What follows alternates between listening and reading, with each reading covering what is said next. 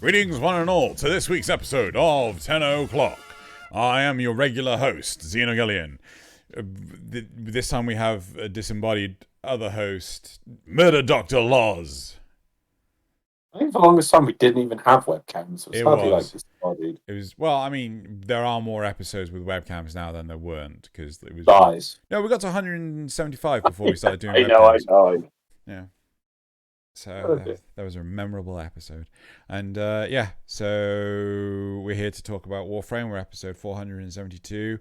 And we're going to start every week, like we start every week, with some emblems.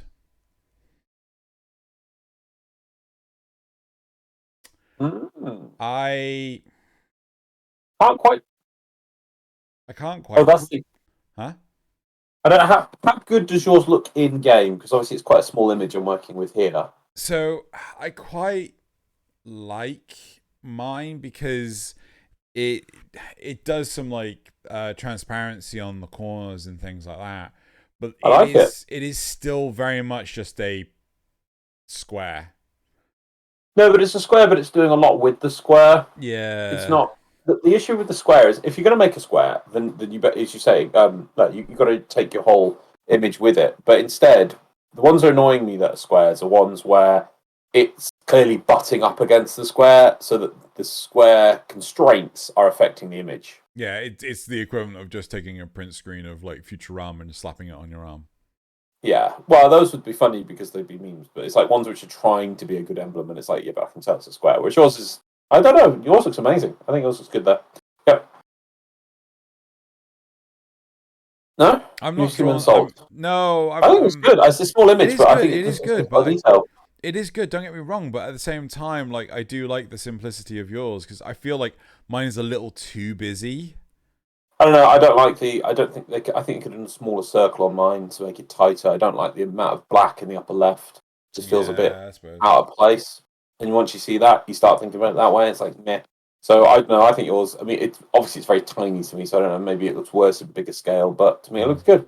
However, if you at home would like to decide which is the best emblem, what you need to do is go into the description of this video where you will find a link to a Google page. And on that page, you can then vote. Which one is it? I don't even know. Like 7? 8? 8? 8? 8? Yeah! Yay! It's still the one from last week. Sorry, I haven't been able to swap them around.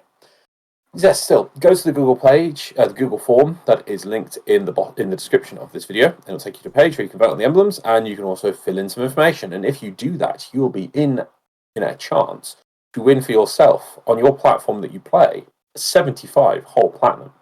Now we hand that out once. I don't know, once every 2 weeks? Once a fortnight. Yeah, fortnightly. Once a fortnight to every single platform. So that is PC, PS, the PlayStation platform, the Xbox, the Switch, and yeah, that's it. Soon to be mobile. Maybe. Yep. So maybe soon to be mobile. If you would like to be in a chance to win, you have to fill out the form, and also please fill it in correctly. There are so many times we've tried to hand out gifts to people, and they haven't done their right name, or they've got the wrong name on the wrong platform. So make sure you get the platform you want to win it on, and the in-game name for that account on that platform correct in the form. So please make sure, and you might be a chance to win. Yep. Do you have any winners to say this time? Yes, we do, because so we'll move straight on from. Have you made some sort of cool asset that just shows it on screen their names? Why? You're just gonna make me do even more work, aren't you? I told you that a while back. Did you? Yeah. You wanted a cool asset for. Yeah, I thought you're gonna.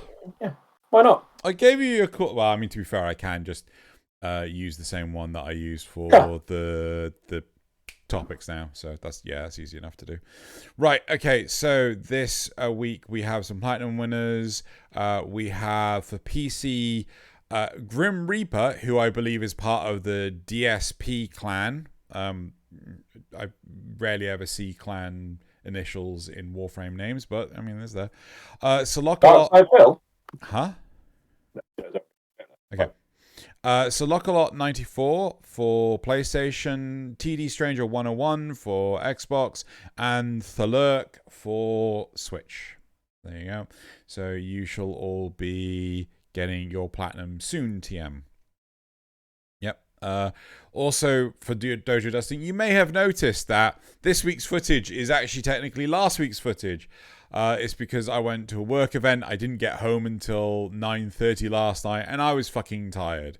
Apparently, running around for half an hour in VR while being horrifically unfit kind of exhausts you. So yes, I was quite tired by the end of the day. I didn't want to record any footage.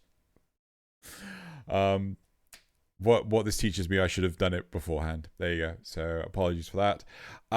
And also the good old announcement yet again. We are doing the charity stream on January 28th. I'm going to hammer this one home. I just going to keep on bringing it up. So 24 hours in Elden Ring from 1 p.m. GMT or 8 a.m. EST for a full 24 hours. We've filled up 20 of the 24 slots for guests. Some new people we have never interacted with before. A lot of returning faces. And yeah, this is going to be the first time Loz has ever played Elden Ring. We're going to do modded, seamless co-op. Which means that people can't invade us, but it also means that we can actually make a lot of ground. We don't have to keep on swapping between worlds, and if one of us dies, we don't have to spend a lot of time reconnecting to the world and everything. So, which is a lot of core Elden Ring, or called Souls in general, core Souls in general. But yeah, so that's going to be on Saturday 28th, spanning through to the 29th. Yeah, that is happening. I don't know if we've got anything else to add to that. We will have goals and punishments and all sorts of weird and wonderful stuff, like turning on friendly fire, which will be amazing in Elden Ring. Best idea ever, said no one. All right. Okay, so that is it for Dojo Dusting. It is now time to go to the War Report. So we do have something to raise to everyone. So there was a Year of the Water Rabbit celebration that's currently going on in Warframe, where you can buy a series of bundles, I believe on Steam or probably through the actual Warframe store. I'm not 100% sure. And there's just a lot of cosmetics. You know, you get access to a lot of cosmetics, including an emote, which I think will make Loz want to shoot himself. Wait, what? Yeah, it's bunny ears emote. I'm trying to find where these bundles. Oh no, I imagine these bundles are maybe in game. Yes. Ring in the Lunar Year, in style, with all new customizations that embody the elegance and grace of the rabbit. Adorn your warframes with a purified bloom ephemera. Glide to the battlefield with a new skin for Saren. Or level up your arsenal with an assortment of boosters, resource mods, and more. The Guaymal glyph and the Lunar Renewal calligraphy poster will be available from the in-game market for 1 credit each. And Barracuteer will be offering the Lunar Renewal Rabbit emblem and other customizations from years past exclusively during his next visit your Origin system from January 13th to 15th. So that's Lunar Renewal Tiger, Sigil, Emblem, and Ox Sigil. You can also find New Year bundles and individual items in the market from now until February 12th at 11 a.m. ET. The Rabbit S. Saren Yuheng skin will stay as a permanent addition. So the bundles, we've got like a 135 platinum with a flu for Skit, credits, Kuva, Affinity Booster, 2651 with a theme, a background, a sigil, a skin for the Nagantaka Lunaeus skin, whatever that is, a Zor Riven mod, Kit Gun Riven mod, credits, Kuva boosters for a week, or the 500 platinum bundle, which is the Saren skin, Purified Bloom Ephemera, Cernos Lunaeus skin, Lunar Renewal Rabbit Flourish, oh god, Rifle, Pistol, Melee, Riven mods, 500,000 credits, 50,000 Kuva, and then a week of boosters. Please note all Lunar Renewal items from the bundles are also available for individual purchases in the in-game market. Happy Lunar New Year, Tenno. There you go. Yeah. So I think that's all we have. I don't think there's any. Oh, there was a community. I think like they've started doing their streams again. Mm-hmm. So, but apart from that, I don't think there's anything else. So, should we move on to the topics? When do you think there'll be something else? I hope that there will be a dev stream at the end of this month. I think it's the 27th of Jan. That's my estimate.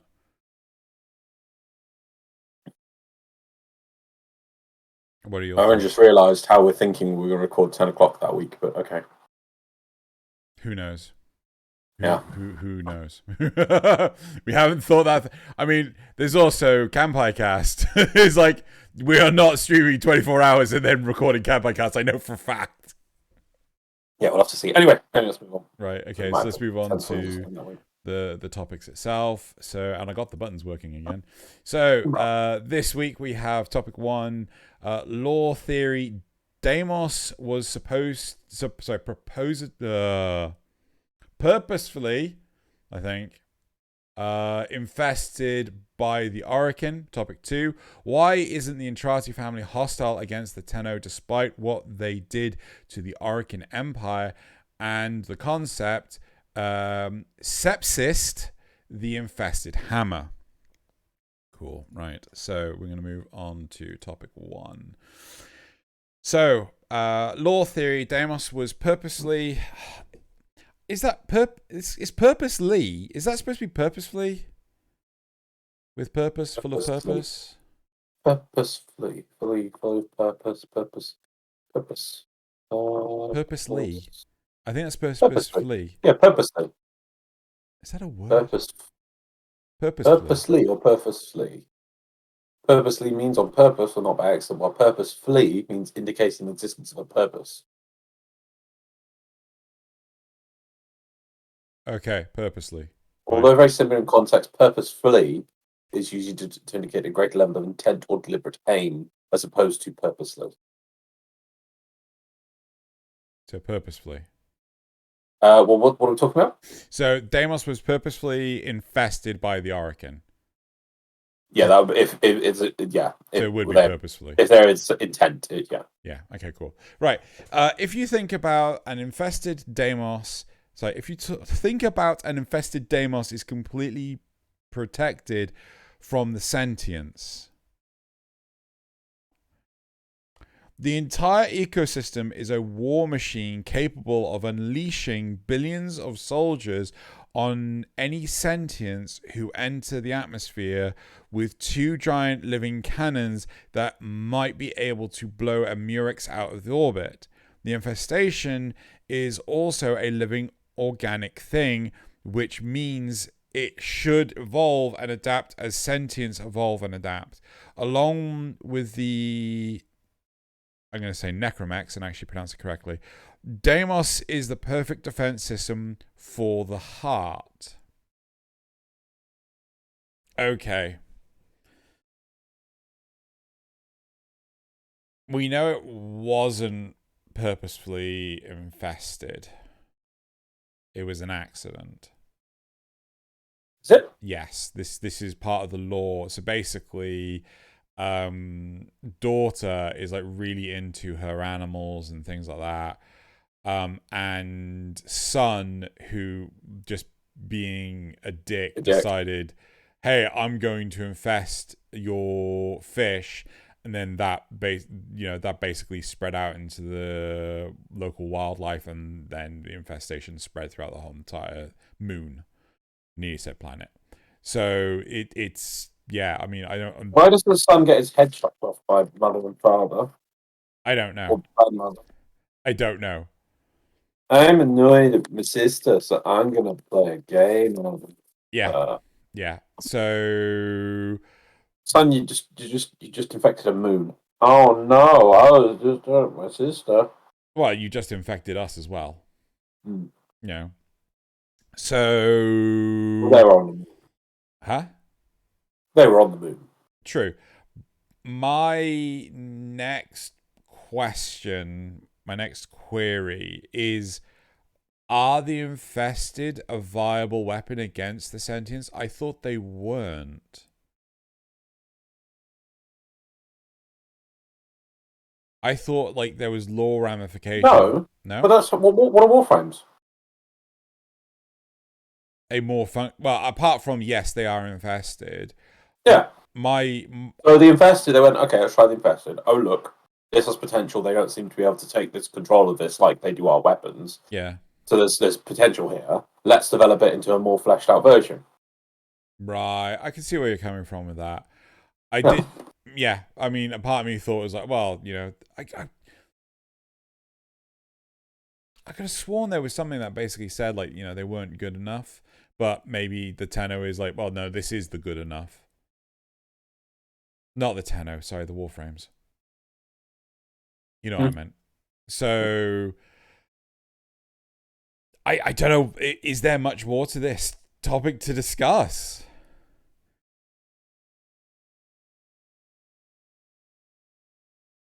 Why would they purposely infest Deimos, which we already know apparently is wrong. Yeah, we already know that's wrong. I think the theory is that, you know, the infested will act as a more superior weapon than against the sentients if the sentients ever attacked the Heart of Deimos, which we don't even know if the sentients know about the Heart of Deimos. And you have no idea what the infested might do affecting the Heart of Deimos. They don't know. And do we know that the heart was built before the infestation or after the infestation? I don't. Well, I suppose it must have been before. No, I'm 90. So my understanding is the heart must have been built before. If we're gonna not quibble over how stupid the MacGuffin is, my understanding is the heart must have been built shortly after the successful research of the Void by Albrecht, who was the Orokin that was really heavily researched. He was the first Orokin to ever go into the Void, if you remember this question. Yeah. So they they would have set up the heart so that it could start pumping the Void into the Origin system, which again feels really weird that it is an even thing. It's so important, and yet it's just now forgotten about. It's so, it's not just the whole. It's not just the fact that it's just forgotten about. It's also the fact that, like, well, if it's so important, why the F did you even? So my understanding is the reason why grandmother brought Deimos, so like, you know, threatened the heart, was so that the family could come together, could be reunited to come together to protect the heart from basically her. Yeah. No, it was to put it not to protect it from her. Well, yeah, her, I guess, but no, it was to. She saw her family had been sitting around for, I assume, thousands of years, not really doing much, or not talking, and so just get infected, and she wanted to bring them together. So she just, you know, caused a problem, a dilemma that needed solving, and would only be solved with them all working together. Right, but by bringing Deimos back into orbit of Mars and allowing us to actually get there, it put Deimos in a really vulnerable position, in theory, because then the sentients could attack Deimos. They knew where the fuck it was, right? Well, if you have intergalactic travel, which the sentients have, you must have a way to detect any large body in the solar system. What do you mean they have intergalactic travel? Well, they can travel through space and galaxies. That's not been elaborated upon, and I hate that so much. Where did? Yeah, does anyone? I'm curious. Can anyone give me a proof? Where did Error and all the sentients and all the Murexes come from? That took over the solar system. Did they come out of the ground? Were they built again? No. Or did they come from Tau? I thought they came from Tau. I swear they came from Tau. My understanding was that basically all the sentients we have been fighting up until this point have come through the Void to fight the Origin system, while the quote-unquote fleet is coming back, because the sentients that were here have not been able to reproduce, which is an after effect of Void poisoning. Yeah?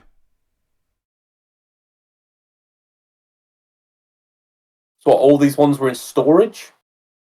No. The idea was that is it Pregasa, who is like, you know, the mothership, when for some strange reason when God, where was that hiding? Pregasa, I don't know, the other side of the sun. What? I don't know. I honestly don't know. But it's a mess. It's an utter mess. I mean, what were these things? So there can't be any active sentience in the solar system after the Tenno killed the Orokin. It just doesn't make sense. Somebody, please, because I'm looking to the wiki trying to get something here, and I can't actually see anything. I think the idea was that they quote unquote went to sleep, just like Hunhao did, right? But the issue was that the sentients weren't able to reproduce until they plugged the Lotus or Natar into Pregasa, and then they were able to reproduce. But then it was like, well, how was Natar able to reproduce? Did Natar was in the void for God knows how many years, because that's where Lua was. So how is she able to? Did she decide one morning to try some kuva with her coffee, and then all of a sudden, oh yeah, I'm fine now?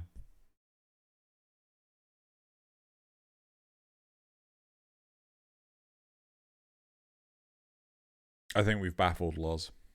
I'm just trying to click through the wiki and like the Pregasa, and it just doesn't explain where it came from at all. It just annoys me. But they can't.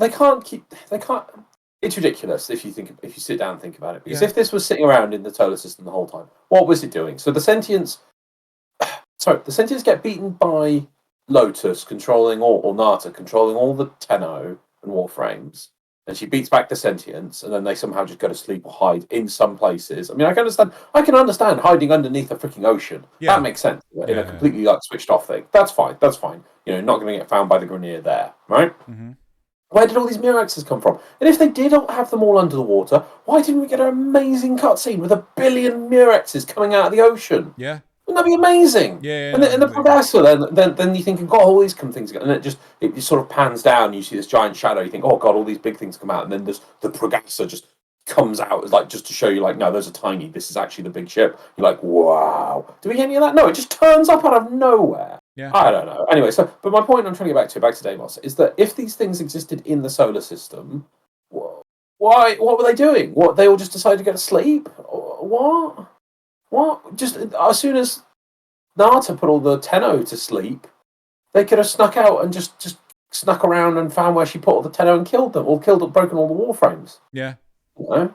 She had them all asleep. She wouldn't have known. And if there was only a handful, she only found 1 or 2 at a time. She thought there might have just been stragglers. But you could have. But there's all these existing. And like you said, they shouldn't have the ability to reproduce. Yeah.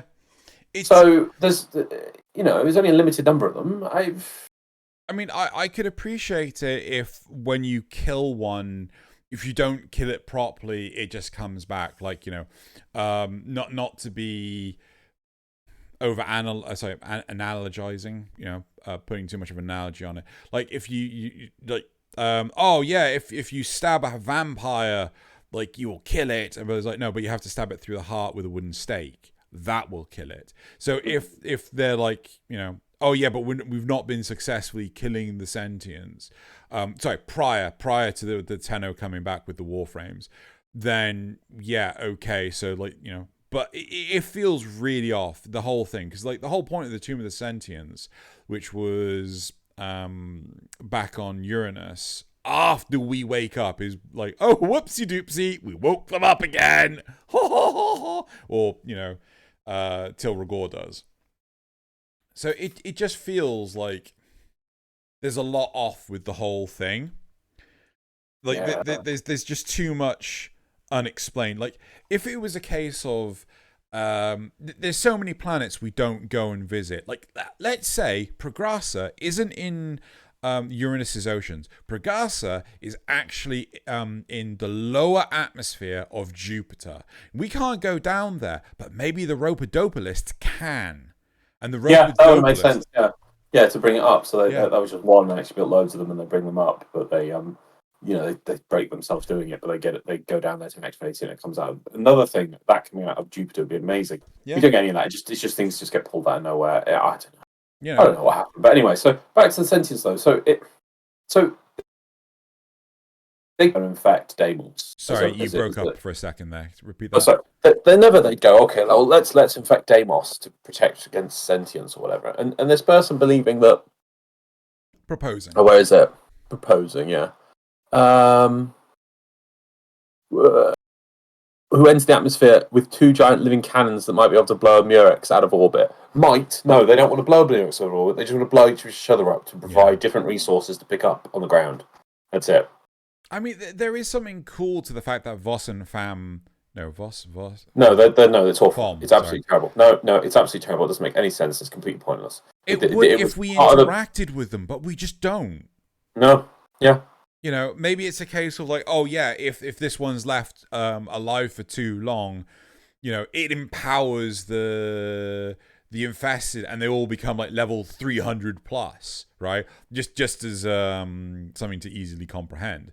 But no, like it's just a case of we just got these 2 giant worm cannons that are just shooting each other, just as a day-night cycle. Like yeah, no, I definitely feel where you're coming from, and it does take a bit more to make it more interesting, but I think it would be worth it, right? What happens if you go to Deimos and like all the infested are like super level 300 and it was a community event? Hello, Loz and I love our community events. 2023 starting community events strong, aren't we? It was a community event actually bring down one of them with the aid of the other. Right, so the other, they're keeping each other distracted, and we're there at the heels, just nipping at it, maybe even getting inside it, climbing inside it, and hurting it from the inside, just to bring it down, just to prevent it from getting too strong and making the infested that are in the environment too strong. It would. If one being there for too long did that, everyone would have to be going. Play Deimos every day for the rest of the game's existence. That's too much. You don't have to do that for Eyes of Blight. So why not, Well, no, because Eyes of Blight is completely automated. It doesn't do anything. Well, it should be automated, but it's not. It is automated. Well, we didn't get one during 2022. Oh, so, no. You said Eyes of Blight. Apologies. I meant Plague Star. I'm very sorry. I meant Plague Star. I always get those two mixed up. Yeah, so Plague Star. So like, something like Plague Star where, they have to hit the button and, oh no, Voss has become too strong this time, and I don't know. The other one just can't beat it, so we have to go help it. Otherwise, the infested in Deimos will become level 300. The problem is, some people just want to watch the world burn. They do. And some people are like, hey, wait, if we let this happen, they'll be level 300 infested to fight on demand. That sounds like fun. Level 300 infested origin system wide.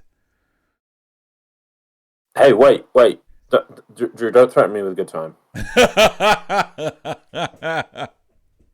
It's like, wait. If we leave that, we'll actually get content where the infested do stuff and actual content in the rest of the solar system. It won't be a bloody static theme park. Sign me up. Yeah. That's the problem. Am I asking too much?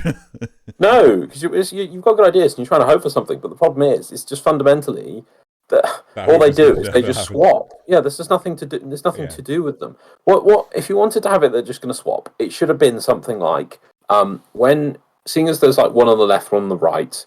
When one is up, it extends its tendrils into the ground and blocks certain caves. Yeah. So half of the caves are only available when that side is dead. If you make sense, see what I mean? Then at least you'd have a variety in gameplay.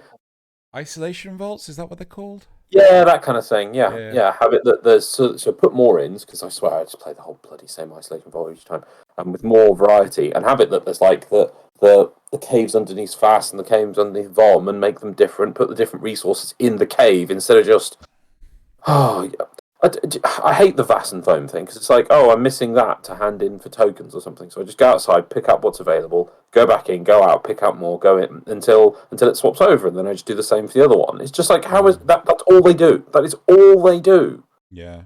No, yeah, I don't trailer disagree. fodder. It's just for the trailer. Yeah.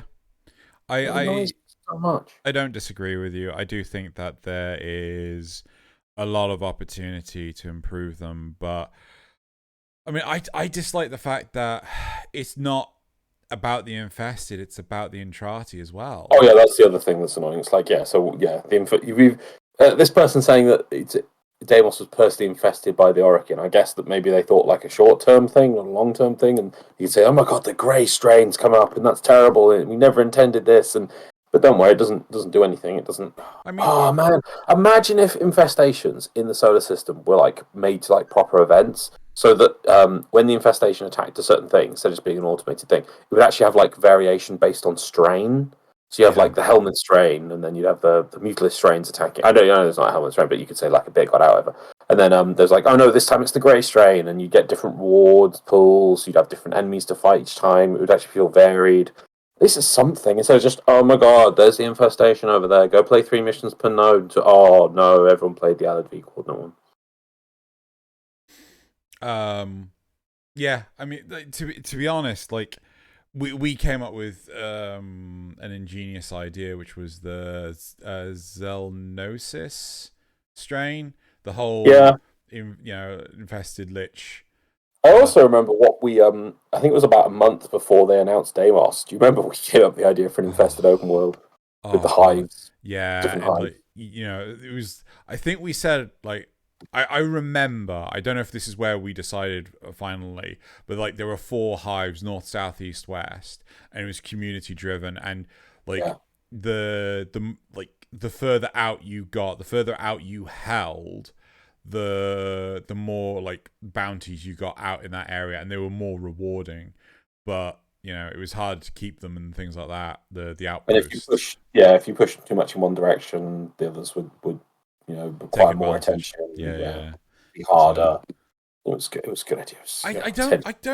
I know this is kind of diverging the topic, but I kind of don't know why there has been such a drive away from making the origin system organic.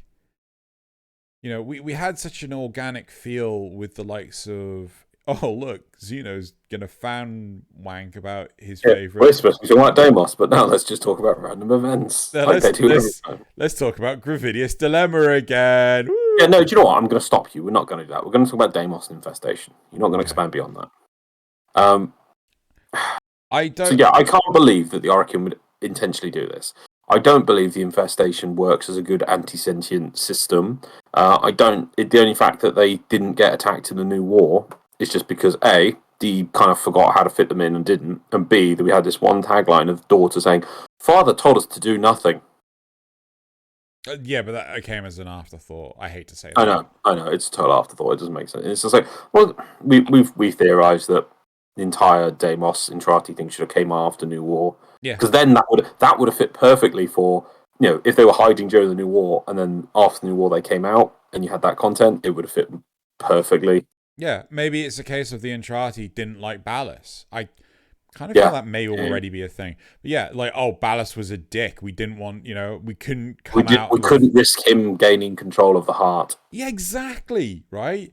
That would make so much sense. I think it was a case of we've said this time and time again. Not going to be the dead horse to death further, but I think it was so much a case of like, this was supposed to come out after New War, but investors turned around and said, like, no, it needs to come out now. You've declared you have to have an open world release before this year because open worlds have done well in past years and they made more money. You must release an open world this year, and so they had to reorganize for.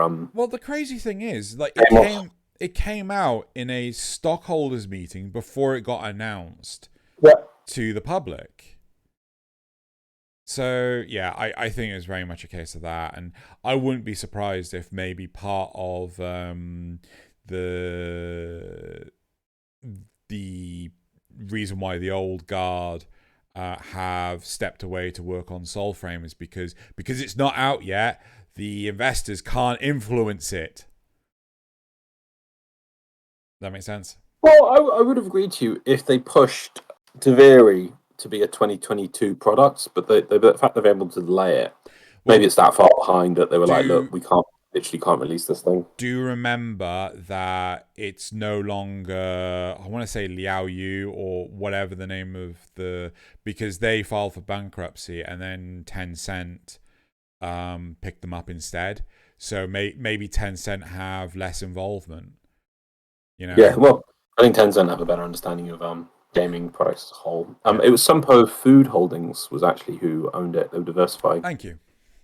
Yeah, but I thought Liao Yu I think Liao was just a sort of a company that owned by Sumpo Food Corporation to package all the things that they owned. It was diversifying the products. But if they also went bankrupt, that's ridiculous. Yeah. Oh, well, if Tencent knows them, that's just, we'll see. But I don't know. Yeah, maybe. But also, I think, games. Every game is going to have a life cycle. Sorry, before recording this, I saw that game I did like, but I never got around to playing it, called Dreadnought, which was a space carrier shooter sort of thing, which kind of was a bit arcadey, but also still had a kind of cool ship-to-ship combat kind of feel. That's shutting down this year. Themed? Huh? Was it the Warhammer 40k themed? No. Dreadnought. No, I don't think you played it. No. You didn't play it. It was good fun. Me and Rich played it. We at Gamescom years ago. It was good fun, but we just never got around to playing it freely. And that's shutting down. So at some point, at some time, Warframe will eventually shut down. I don't mean to be a Debbie Downer. That's a kind of mean term, but a downer about the situation. But eventually, one day it will. Negative Nigel. I don't want to be negative about these things, but one day it will. So they need to. And also, games have different stages and arcs. Where it's establishing a fan base, and it's kind of that early thing where it's mystery and exploration. And the problem is, Warframe's now having to contrive the mystery and exploration. Because they for the longest time had the cloak and dagger and veil of all the mystery, what's going to happen, all the other solar system, all this race and what happened before, and it's all just gone nowhere. And now it's like, oh, there's a man in the void. I wish it wasn't a literal man in the wall. I know. Really now there's like, now there's this other Orkin who's sort of playing. He's sitting with his VCR and pushing rewind. What? Where's this come from? Yeah, I mean, like the concept of like the man in the wall being like something beyond the comprehension of the 3D dimensions that we live in. It's just so cool, but then it's like, nope, it's a literal man in the wall. Yeah, no, it's a literal wall object that is in the shape of a man. So there is a man in a physical brick wall. The concept of it was better. Did you see the concept of it? No, I don't think I did. Oh god, they showed they described the concept of what it was supposed to be in Tenno Clock, was that it wasn't supposed to be it was supposed to be still a wall. Yeah. But instead of just looking like a stone wall, it was going to be made up of all the ships which they tried to explore the void with. So it was literally like made of not Grineer galleons. Well, there were probably some Grineer galleons in there, but like spaceships that they, in their attempts to do void travel and everything they'd lost in the void, this thing would have pulled everything it could together to make a body out of what it could. Oh, damn! Was there any concept art? Or was it just spoken? There was one concept art for that. I have to find it for you. Can we pause it? It was a bit of a long shot. Okay, if you want to I want to see this. Okay, cool. So Lars found it. And yeah, so just do you want to reiterate what you were describing with the back? Yeah, I think. Jeff even said that this is the original concept. Though when they made it into 3D, they made it more how Taveri's going to represent the void. But originally, this man in the wall was supposed to be like like as you can see there in like the back of the wall is made up of all the ships from the void that it could find. And it's pulling them together to make the form that it's in, as if it's like, I suppose it's like trying to be a being that's trying to become, to try and make its form. Because obviously in the void, it makes sense. Because in the void, there's nothing. It can't make itself out of void stuff. So it's making itself out of the matter that is almost stolen or acquired from our universe or our galaxy. It's kind of really more scary twist of things, like the use of materials to forge itself from. That's really cool. Instead, it's like, no, it's just a brick wall, man. Like, oh, that's great. Yeah, that's nice. Yeah. Yeah. Yeah, I mean,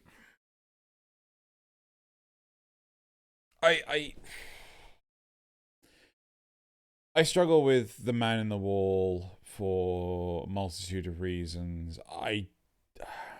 How are we ever going to fight this thing? Or what are we going to do? Is it going to come out of the wall? Is it just going to be like Ballast, like, I'm now going to take over the solar system, and we shoot it with laser beams and it dies? Well, or is it just going to be in a wall in the background in which we chuck blobs at it, and then it goes, no, not the blobs, I go back to the void? I think part of the problem is... Huh? I think part of the problem is the fact that we should never be able to fight. Like, we should never be able to fight this thing, right? Like, if this thing controls its own bloody universe, what the hell are we supposed to do?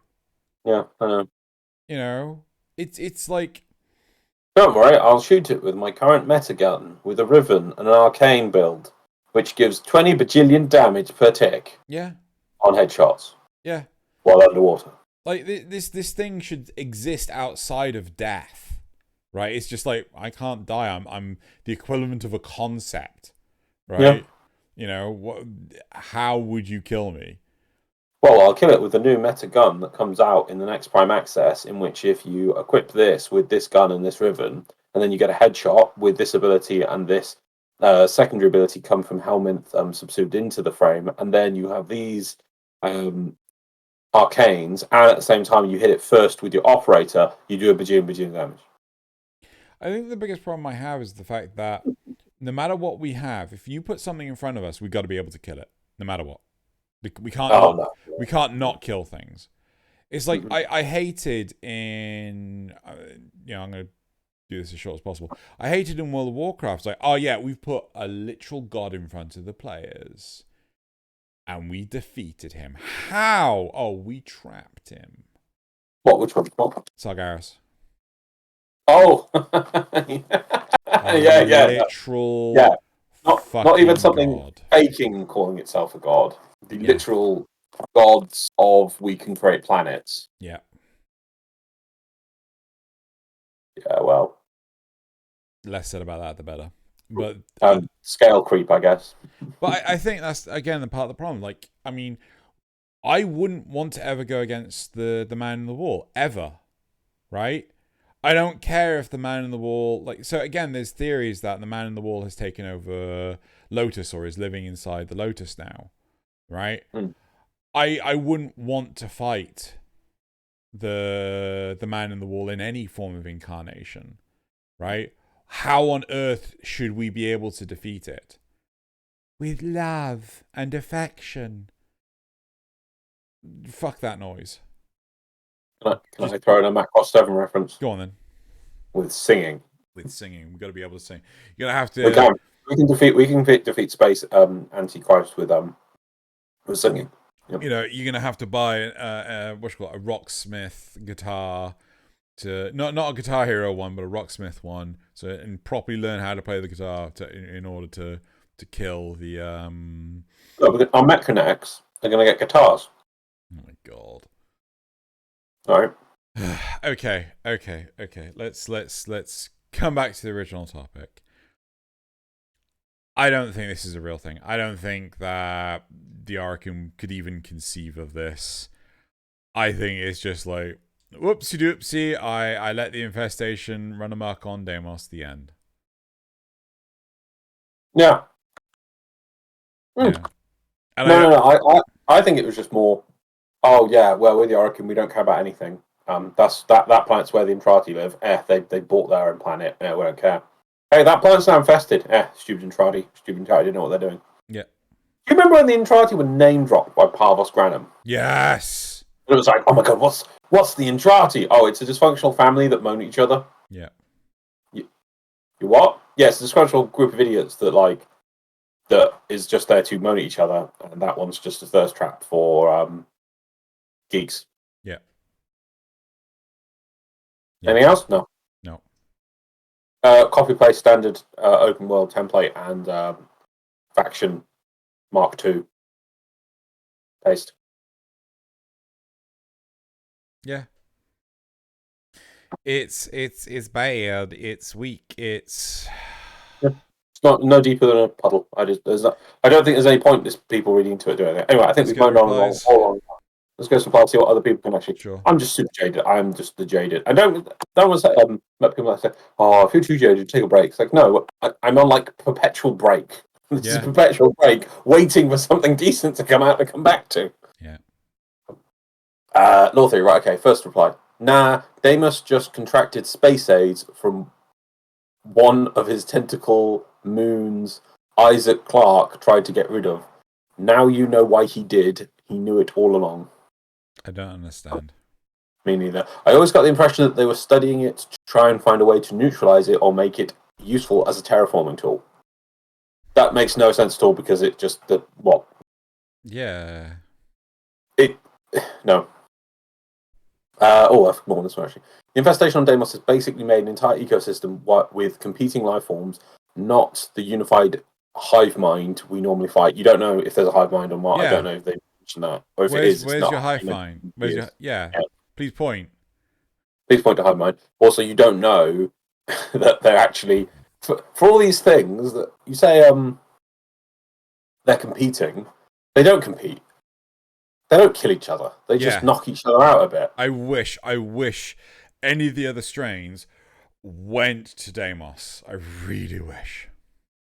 Yeah, Deimos doesn't even have like any event sort of thing, does it? It never got its. No. Yeah.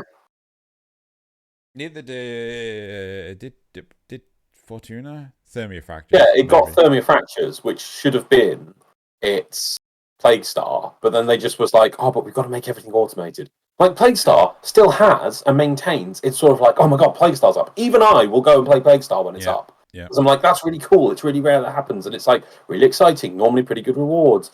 And it's different, just come over time. And it's like, when was I did Thermia Fractures, I got it till I finished it, and I was like, that's it. There is some sort of thing where, like, if people do enough Thermia Fractures, everyone on the Valis gets more credits or something per kill. Wow. First of all, that's badly shown in the UI because it never encourages you to do it. And secondly, whoop-de-doo, nobody ever does Thermia Fractures. They should have kept Thermia Fractures like Plague Star. That would have been exciting. No, they should have. Tell you what they should have done. They should have kept Exploiter like Plague Star. Wouldn't that be exciting? Oh, we're going to let you fight that really cool boss again. Yep. Everybody be like, oh my god, when's Exploiter come back? When's Exploiter coming back? It's the best boss they've ever done. Oh, when's it coming back? When's it coming back? Oh, don't you wait. No. I hate the way they try and put everything in as like automated content. Doesn't make sense. Anyway, next one. Here's a more outlandish theory. Fass and Vohm are the second and third Void Dragon because the entrance to the Necrolisk is a Void portal. Void Dragon? Oh, that was Void.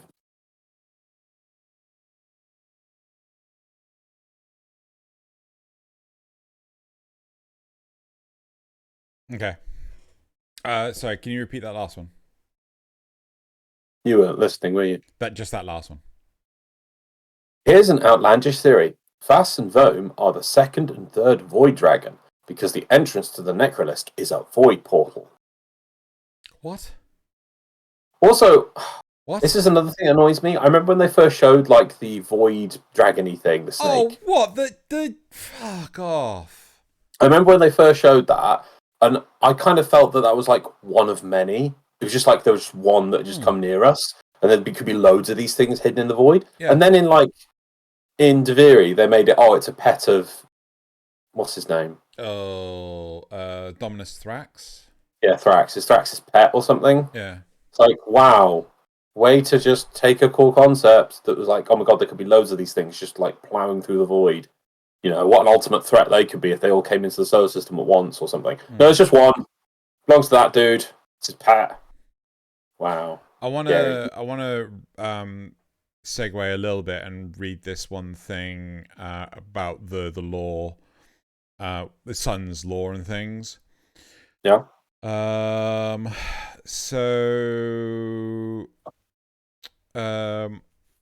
As the safe zone on Deimos gradually shrunk further and further, Sun was struck by his dysfunctional family. Sun was stuck with his dysfunctional family inside the Necrolisk. His mother and father did not pay particular close attention to their son, and he was left with the impression they favored his sister over him. This was not helped when Sun tried to adopt infested life forms as pets, and his father had them all killed as per normal anti-infestation protocols. Some lashed out against the family, stole his sister's collection of fish, and replaced them with a box of ash, then broke the quarantine protocols and let infested inside the necrolisc. The Entrati family quickly succumbed, losing their bodies. Okay, so how did Deimos become... What? Still hear me? Yeah, I can still hear you. Cool, that's fine. After the fall of the Arcan Empire, the Dax and Tenno stopped assisting in the protection of Deimos, which resulted in the gradual decline of the Entrati family, and abandoned the Void Research enclaves or isolation revolts. After the encroaching grey strain of the infestation started to increase, these long abandoned ruins existed.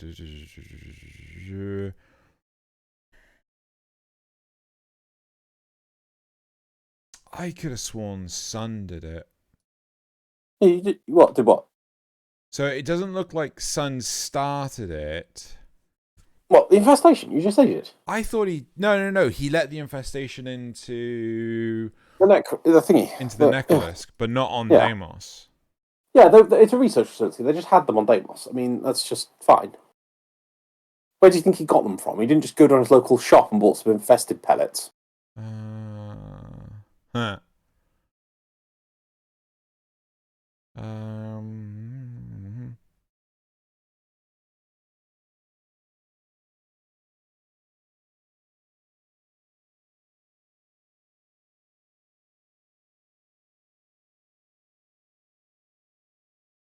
Oh, who knows?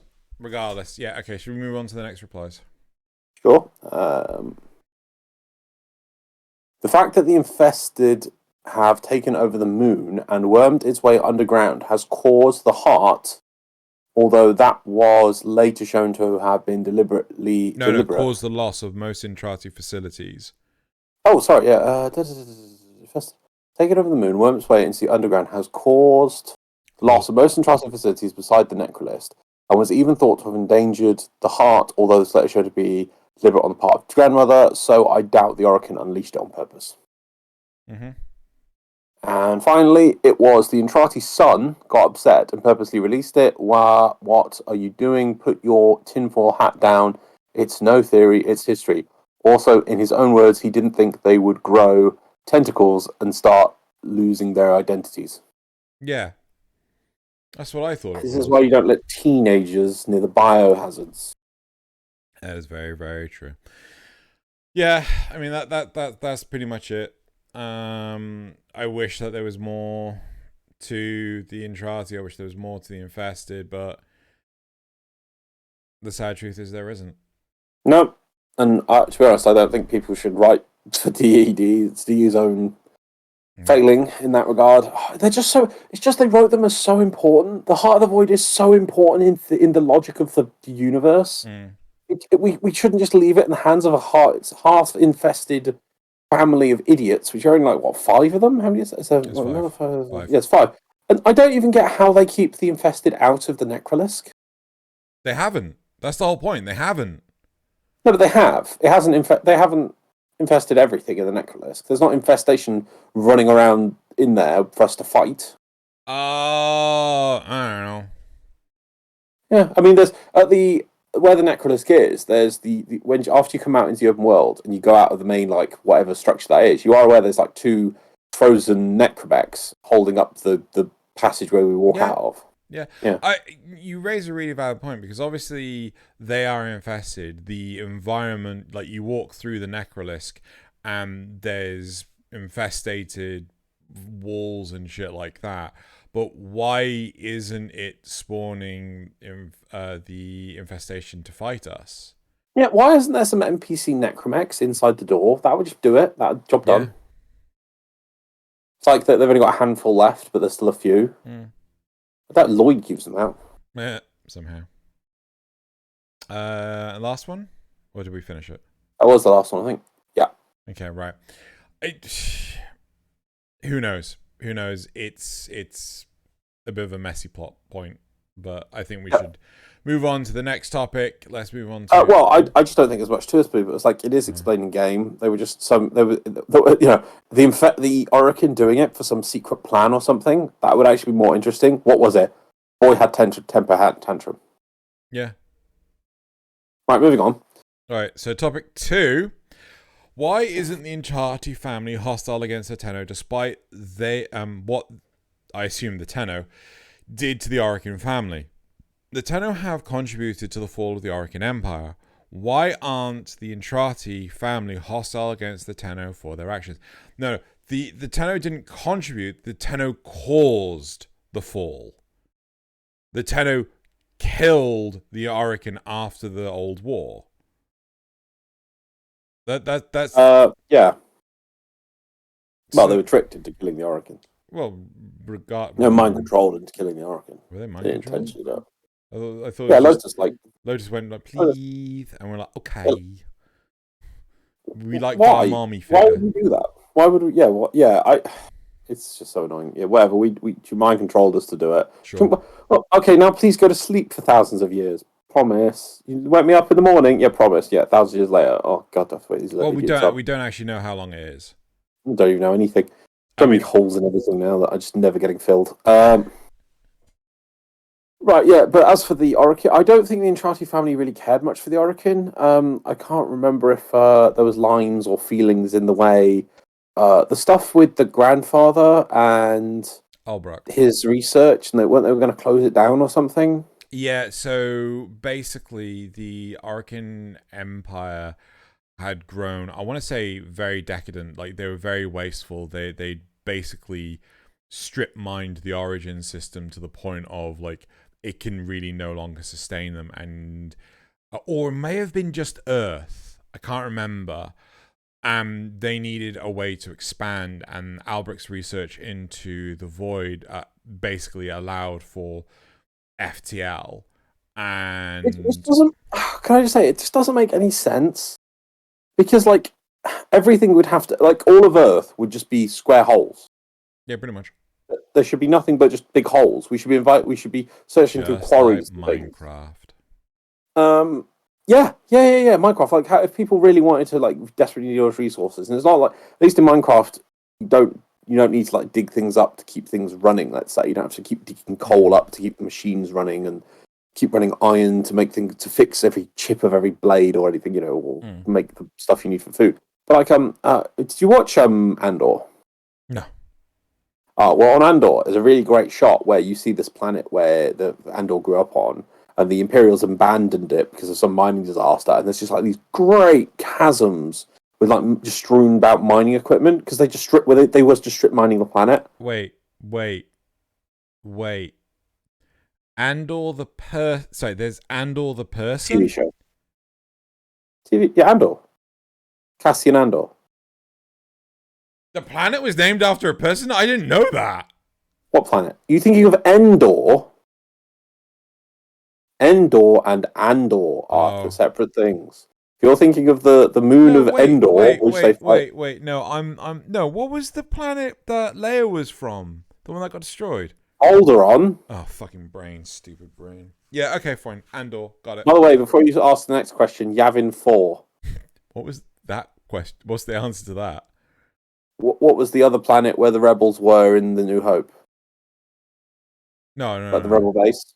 Yavin 4. No, that wasn't the question. Anyway, there's a really great shot where you see like strip mining and you just see like massive chasms. Oh wait, no, you've watched Steven Universe. Yeah. Yeah, and they've got the bit where they're like making people out of the quarries, and they're just these massive dead sections of the Earth apparently we can't find, which is these hole-sized everywhere people where people were made in the ground. Yeah. It's like that, like if the Orokin reached that level, fair enough.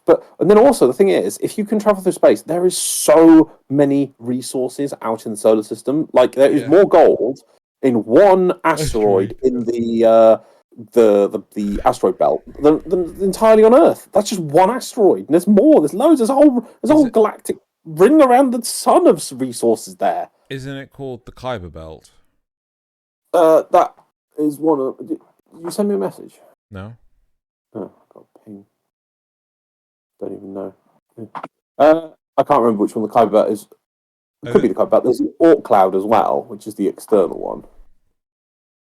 I think it's between Mars and Jupiter. You can look them up. It's just ridiculous. But still, like, so for them to say, like, oh, we need to get out of the solar system, it's just ridiculous. Anyway, so the Archean needed, because they were apparently hitting their limit to their civilization of resources. Yeah. Also, if there was all this, like, expenditure of resources, how would the Corpus and Grineer appear and amass? Like, more resources didn't grow. Well, yeah. But I think the whole point is that when they were able to utilize the void, they could do things like theoretical 0-point energy and shit like that, and just like, oh, we're pulling energy out of the void. I'm like, because it's like Cyclops' eyes in the punch dimension. I mean, how the fuck are you pulling the energy out? And then there's the whole thing about like cloning the sorry, God, it was the severed finger of the man in the wall, who would then create so it was creating more fingers and shit like that, and it's like, was it? Yeah, so like the idea is that when Albrecht was getting pulled back out of the void, so he had like he was in a special cage that allowed him to go into the void, and the man in the wall was just like really freaking him the fuck out. And the man in the wall tried to stop him from escaping. And he was trying to pry the door open and things like this, but one of his fingers got severed off, which is supposed he was. Isn't the logic he was coming through the portal into our reality, but then they closed the portal, but only and it chopped off his finger. Yeah. But then are they able to make multiple copies of that finger? No, the finger starts growing more fingers, so it just starts like randomly creating more. And that's each reliquary drive. Yeah. So that's the excuse behind that one.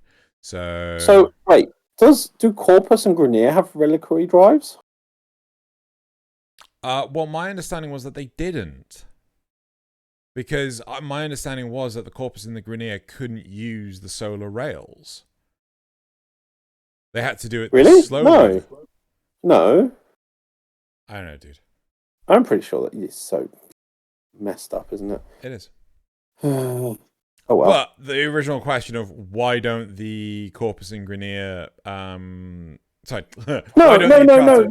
The solar rails were built in the solar system by the Orichin. They could use the solar rails because the reliquary drive isn't linked to the solar rails. Then fuck knows what the reliquary drive's even for. Yeah. I don't know. Wouldn't it be great if we had like normal jumps and then void jumps in the Maybe. Actually, maybe it's a case of that it's supposed to allow you to jump without the solar rail. Yeah, that can make sense. Yeah. You know, so independently. Yeah. Because remember the Zariman, I didn't just crash. The Zariman, well, maybe my brain did. The Zariman actually has a reliquary driver as well. You actually see it in the Void Armageddon mission type where you've got to protect it. Yes. Yeah. Well, you don't even know if that's the only one on the ship. You know, there might have many. Yeah. So, but I think it's supposedly it's the original. So, because I think, I think Yonta, Archimedean Yonta says that it's supposed to be like the first one, and all the others are just like copies. Yeah. You know, so, but and it was supposed to be like, oh, this is the furthest a reliquary drive has ever gone. It's like, it's going straight to Tau sort of thing without the aid of the soul. Because my understanding again was that the Sentience was supposed to build a one end of the solar rail at Tau, and the Grineer / Orichin was supposed to build the other end here, which means it should be somewhere in the star chart, right? And then the Orichin used it to get back here through. I don't know. Yeah, there's so many conflicting things. I remember the one thing I love coming back to because it's what it's what started off this whole storyline. It was the first element they let us have, and I was like, oh my god, it's so amazing to do that. Was the Mag Prime Codex entry? Which one was that one? Well, it's when there's some Orokin troops with guns on a ship, and they have a warframe with them, and it's Mag, obviously supposed to be Mag, and they're like talking about a warframe, and then their ship jumps into the. It says like it does do a jump. It then is in a solar system with a different coloured star, so it is at Tau, and it starts saying about how the worm ships of the infested are like ripping through their fleet, and then I think the person gets chucked out into space, and then the Mag with an Arcwing saves them. What the fuck, even? Yeah. You remember that? No. You should go read it. It's amazing. It's like, wow. That's one thing that sold me all these years. I was holding tight to my chest and we never got to, and never has been realised. I remember Mag was the one that was supposed to be the whole thing about the Arcwings. I distinctly remember that. But I completely forgot. It was like, oh yeah, it jumped to Tau, and then was it distinctly Tau, or was it just like another part? It says like a star with a different colour or something. Wow. Or under a different sun or something. Something which is clearly implying that it's in a different solar system. Right. That's crazy. Okay. That's crazy. That's crazy. But anyway, going back to why don't the Entrati hate us? I don't know. I've never understood this. I really feel that the Entrati should just have nothing to do with us. I guess. Well, I mean, like if you think about it, I mean, even the lore entries where it's a case of, let's go back to Sun for a second. After the fall of the Orokin Empire, the Dax and Tenno stopped assisting in the protection of Deimos, which resulted in the gradual decline of the Entrati family and abandoned the Void research enclaves or isolation vaults. After the encroaching grey strain of the infestation started to increase, these long abandoned ruins exist on the blah blah blah blah blah. So basically, it's like, you know, after the fall of the Orokin Empire, because, you know, the Tenno stabbed them all, you know, the Entrati were left to fend for themselves because the Tenno and the Dax just abandoned Deimos. So, you know, why wouldn't there be any form of resentment there? Yeah. Yeah, I was so shocked when we... Sorry, I found the line. It was, the alien blue star was dark and blinding beyond us. Right. But I just don't, yeah, I just couldn't comprehend it. Like, why on earth? So does that mean that the infestation is supposed to be in Tau? Why would the infestation be in Tau? I thought you said that the infestation's long tendrils or something. What? When? What? When you were saying that the ship was ripped apart. No, yeah, by the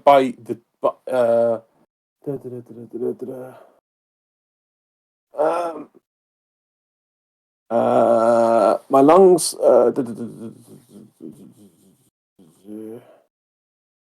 When we could see again, our ship was somewhere else, shattered and dead in an instant. My lungs were flattened, eyes full of death. Ship debris glittered like a night snow. The alien blue star was dark and blinding beyond us. The countless articulating worm ships of the enemy, ringed in glowing discs, undulating and heat bursting the surviving soldiers like me. This is where I died. Yeah. Right. No, the sentience was supposed to have like worm ships. Okay then. But I don't want to animate, so we just put Murexes in. Okay. This is all Murexes. Right, okay. Murexes all the way down. It always has been. Back to the Deimos. Yeah, I don't get it. Either they should absolutely hate us. I don't get it. Or they're just like, oh well, we've had 10,000 years, and to be honest, we decided we gave Sun for turning us into infested monstrosities. We decided we could just forgive you weird mind controlled infested freaks. I mean, we're basically like you now.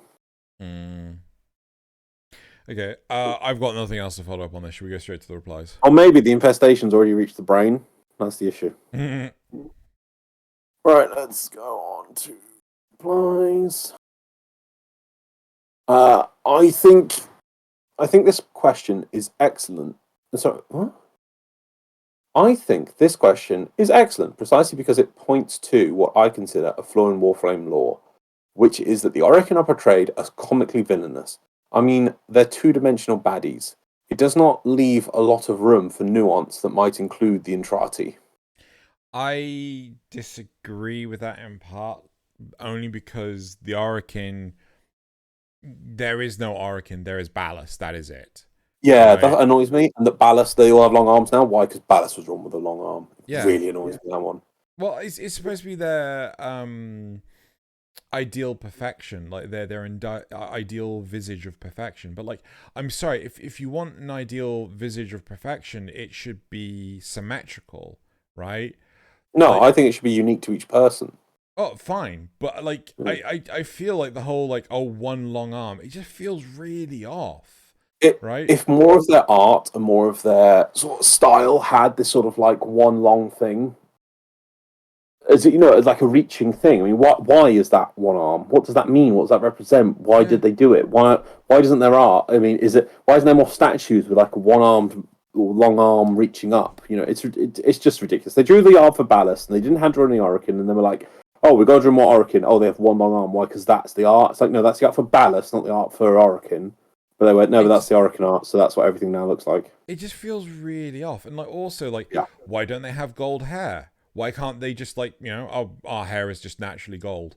Like, it, reflective metal gold, right? Why isn't their light just gleaming from their eyes? They're supposed to be, like, these perfect beings and things like this, or that's how they engineer themselves to be. It just feels really off. Right? Okay, fine. Ballast's skin color is blue. Why can't one of them be green?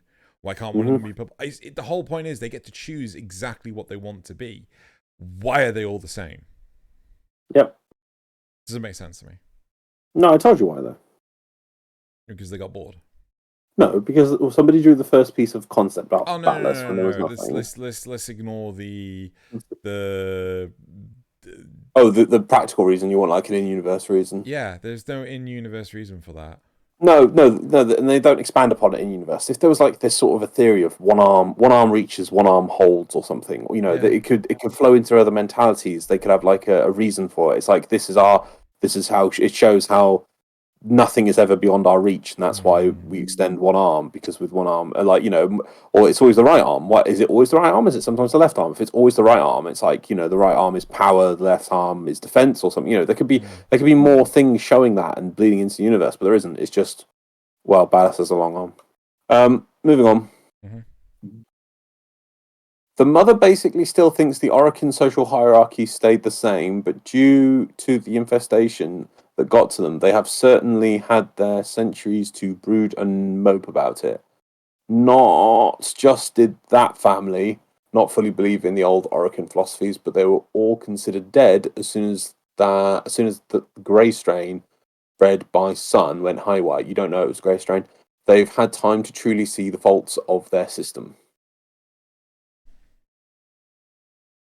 I hate this. It's like, we don't know how long it was. Yep, and we don't. I thought the grey strain appearing was kind of a newish thing. I think Lloyd gives a line when you first start up about the grey strain, as if like a grey strain has appeared, and this is the issue. Okay, I want to say something that might just be like bleeding obvious, right? Yeah. I feel it's called the grey strain for one reason. Is it grey? No, it's got the fucking Orokin attached to it. Honestly, I think that's the only reason why it's called the grey strain, is because the Entrati are attached to it, and they are grey. They're not the grey strain. Yeah, they are. No, they're not. Yeah, the grey strain is on Deimos. Yes, but that doesn't mean they're infected with the grey strain. Though we have no confirmation of that, I agree. Well, hang on. I'll come back to that. Let me read out the last 2 points, and I'll go look for it. They're mad scientists. They don't care what you did to their society because they were no longer a part of it. See, I think there's more of that. I think they were kind of like outsiders in the Orokin. They don't really care about the Orokin anymore. But that doesn't make sense, because like the whole Orokin Empire only survived because of Albrecht's research. Yeah, right? I think but they might have taken Albrecht's research from him and been like, right, we'll use this now and we'll research this now. And he was like, no, it's too dangerous. He might, because he saw the Man in the Wall. He probably told them, we can't do this. It's too dangerous. There's some, and they were like, no, we take this from you. I could totally see them doing that. That would actually make sense. So I could totally see that happening. And also, the Parvos Granum did say like the secrets of the Entrati, which did make them seem quite secretive, and he was like after their secrets. Last one is because the Tenno could, with a mere flick of the wrist, erase them from existence. Heck, from a lore standpoint, we could likely take over the entire system if we wanted. No, but we can't because there's nowhere near enough of us, right? That's the whole point of our strategic missions. We're tactically attacking weak points, right? D had always said that we would never interact with colonies for the longest time because we were seen as monsters. We were seen as the boogeymen, right? To all these colonies. I don't think that's the reason they gave. It was more that space is vast and you're not gonna, we're not going near the colonies. Part of it. Yeah. So like, you're not gonna go deal with anything that the colonies need and stuff. You're gonna go do the important shit, right? It's like, here, let's get Iron Man to get my cat out of a tree, right? You're not gonna fucking have that, right? You're gonna send the Warframes to go deal with. See that? That's a planet destroying ship. Kind of need you to deal with that one, So well, you'd also never see Iron Man go to a waste treatment facility. Like, doesn't need to. So like again, it's I also don't like the idea of like, the Tenno could destroy them with a mere flick of their wrist. I'm like, I think you're assuming so much more power than is actually there. I hate the power fantasy. I do hate the power fantasy because it's like there's no balance, and like the Orokin may have pretended to be gods, much like the Gould from Stargate, but the Tenno are not the same. I mean, hell, look at the interaction between Ballas and Umbra, right? Umbra was completely programmed never to hurt Ballas, and it was only the fact that the Tenno could supersede that programming that threatened the lives of the Orokin. Maybe that was something that Natar realized, or the Lotus, or whatever in mental personification of Margulis we're talking about. Yeah. It's like, oh, you guys can kill the Orokin. Well, I'm part Margulis, and I resent being jade lighted by the Orokin. I want you to now kill the Orokin. Kill them all. Yeah. Anyway. Hang on 2 seconds.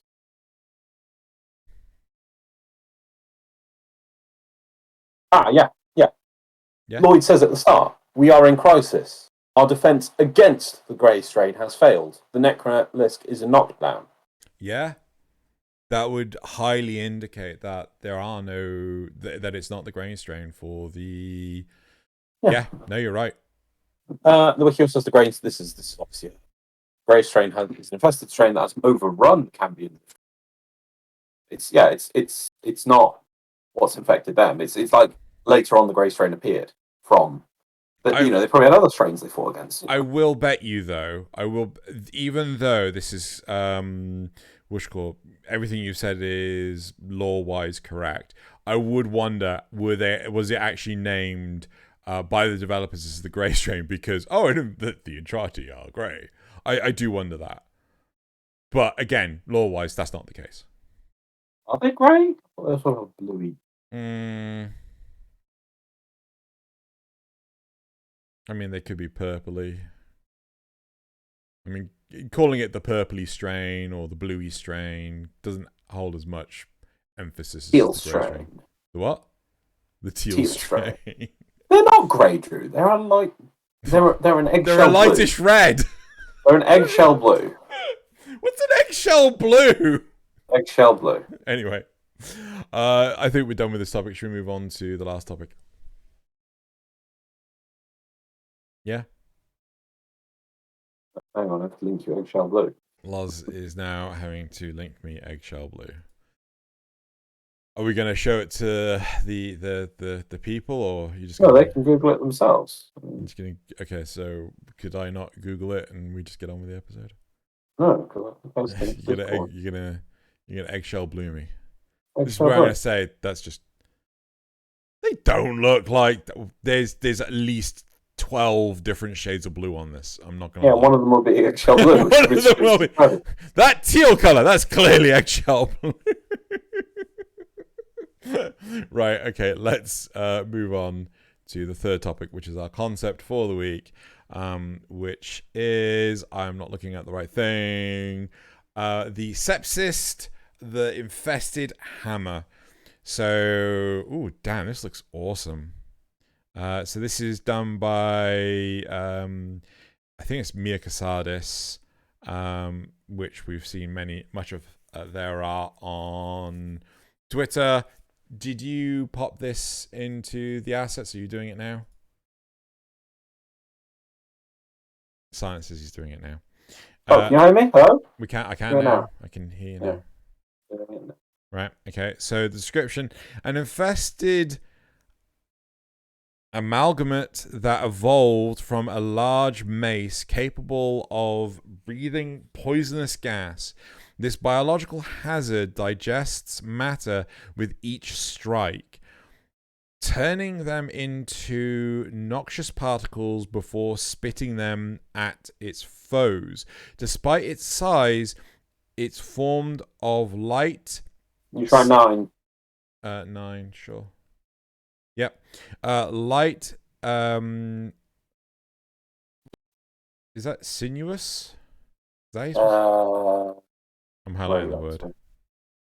Chitinous. Chitinous. Okay, what's chitinous? Okay. Light chitinous. Chitin? Not chitinous. No. Like, what are exoskeletons made of? Bone. Or like insects? They're not made of bones. I don't know about, well, I was thinking crabs. Yeah, crabs will have it. Right. I don't do biology, dude. I do the programming. This is because it's not even a webcam. You can't even see me. Yeah, I can't. Right. At least I have enough USB ports. Despite its size, it's formed of light chitinous plate and flexible but strong sinew, makes it weigh less than the average Tenno Warhammer. The Sepsist is a high damage, high status, but almost no crit gas elemental hammer. Its name is derived from a life-threatening condition called the sepsis. I think it's just called sepsis.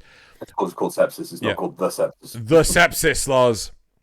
The sepsis. I actually quite like the fact that I did actually get the pronunciation right, because I was like, is this supposed to be the Kepsist or the Sepsist? So, also, while technically not a hammer, I am calling it that way. I'm calling it that way for the sake of understanding, since the grip is called hammer in Warframe. Fair. Unique features. Noxious gas bomb. Sepsis does not benefit from the damage multiplier of the combo meter. Instead, the combo meter adds to the weapon's gas reserve, which allows it to send short-range gas bombs in a 8-meter AoE around you. Wow. The number of bombs is determined by the combo multiplier times 3. Okay, so times 3. And rounded up before the combo multiplier of 1.5 allows the Sepsist to throw 5 bombs. 2.5 does... Wait, hold on. How does... If you... Hold on. 1.5 times...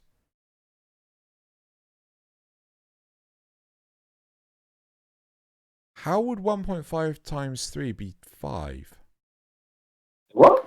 How would 1.5... Hold on, am I being dumb here?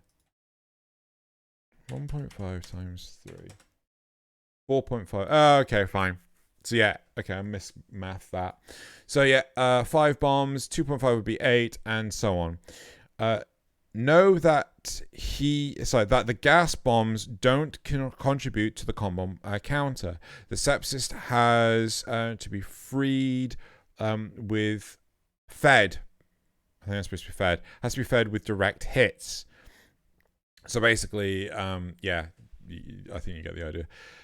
In order to unleash the bombs, which has infinite use as long as the combo counter isn't reset, the Tenno needs to perform explosive attacks. I think that's like the ground slams and things. I'm not entirely sure. Yeah. These include slam attacks and the last attack of Shattered Village and Raging Whirlwind combo from Crushing Ruin, and possibly charge attacks. While the bomb's explosives are affected by damage mods, elemental mods, and even reach, projectile distance remains unaffected. They don't benefit from channeling, and its related mods. Aside from its damage and Bait's reach, all other stats from the bombs are the same as the weapon. The reason I made this submission is because we don't have any pure gas elemental weapons yet. For the days when people thought we needed to fill out weapons, all the different elements, because that was going to be important, instead of just giving you broken weapons all the time. Since this elemental benefits heavily from strength multipliers, even after the fix... What? Stealth. Apologies. Since this element benefits heavily from stealth multipliers, even after the fix, I thought a melee weapon was the best case scenario for the first gas weapon. Also, while I could have made an infested heavy blade, I think we have too many powerful weapons for that grip already. So I went with hammers. It feels more like a niche, which goes well with this somewhat niche element. The idea of a dynamic model for an infested weapon has always been in my mind, especially with the way Nidus is made. I also like the more chitinous, thank you, approach of infestation in DE's latest design for the infested weapons and armor. So I aim to be inspired by this rather than the more fleshy, slimy, and tentacly filled designs of the infestation. Here's some images I used as main ideas and inspirations, among others. So yeah, there we go. So we've got the design. I like this. I like this a lot. I kind of feel I don't really have any negatives to say about this. No, I like the concept. It's really good that it's a mace rather than one of the other things. It also fits. It doesn't make sense that you have this sort of sword-esque thing, whereas this sort of like a living thing on a stick and you're just beating people with it. It's like it's not intended to be bit with, but you just stuck it on a stick. He's like, I'm going to beat people with this now. It's like, I don't care. I mean, I think the only problem for me is the state of play with melee versus gunplay. You know, that's nothing wrong with this. I love the design of it. I love it kind of feels in its stage 1 form, it has a face with tusks and things, and then it opens up. I love the whole concept of it. I love the heavy inspiration drawn from the likes of Nidus. You know, I think the idea of spewing out gas bombs, I kind of feel that the gas bombs may be better off being akin to, oh crap, what's the name of the gun? Shit. No, not the gun blade, the Redeemer. Right, so effectively you munch things that are close by, and then you effectively get this grenade launcher that you can fire at range. I think that would work better, but I still like this as is. Yeah, I mean, you could debate about how to actually put that into game, but I do like the uniqueness of it having had this gas bomb mechanic. Yeah. We need more things like this. Instead of just being another weapon that you just hit people with, and it wins just because of the range of it or some stupid arcane. It's actually a weapon with unique functionality. Yeah, and great to see it on infested ones. Yeah, I think to adjust it, the fact where it says it doesn't lose its combo meter, I think it should just have a innate, let's say 20 seconds before the combo meter drops off, that you could then mod even higher. No, but, I think the idea was that it didn't lose the combo meter based off of using the bombs. No. Sepsis, the noxious the sepsis does not benefit from the damage multiplier, the combo meter instead. Okay, so what were you saying? It's the next bit. So the combo meter is sort of like a gas reserve, basically, which allows you to send gas bombs into the earth. The non-bombs are determined by your combo multiplier. But the next thing says, in order to release the bombs, which has infinite use as long as the combo counter isn't reset. So I imagine this was written before the gradual decay of combo meters. So I imagine this was a case of like, if you don't swing your mace for long enough, then the combo meter just dropped off. I assume that's when this was written. That makes sense? Yeah. So I think the fact that, with steady degradation, I don't necessarily think that's too much of a bad thing either.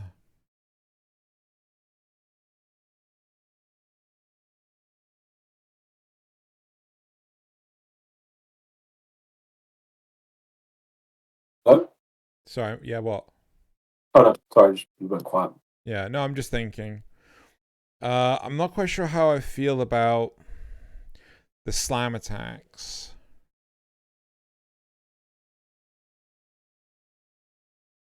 In order to unleash the bombs, which has infinite use as long as the combo counter isn't reset, the Tenno need to perform explosive attacks. These include... So, in order to release... I think it should just be on middle mouse button, like Alt-Fire, to release the bombs. Yay, nay? Yeah, something like that. Yeah. Because, like, oh yeah, you have to do a heavy slam attack, and then it will release the bombs. I'm like, I don't know, is that better or is that worse?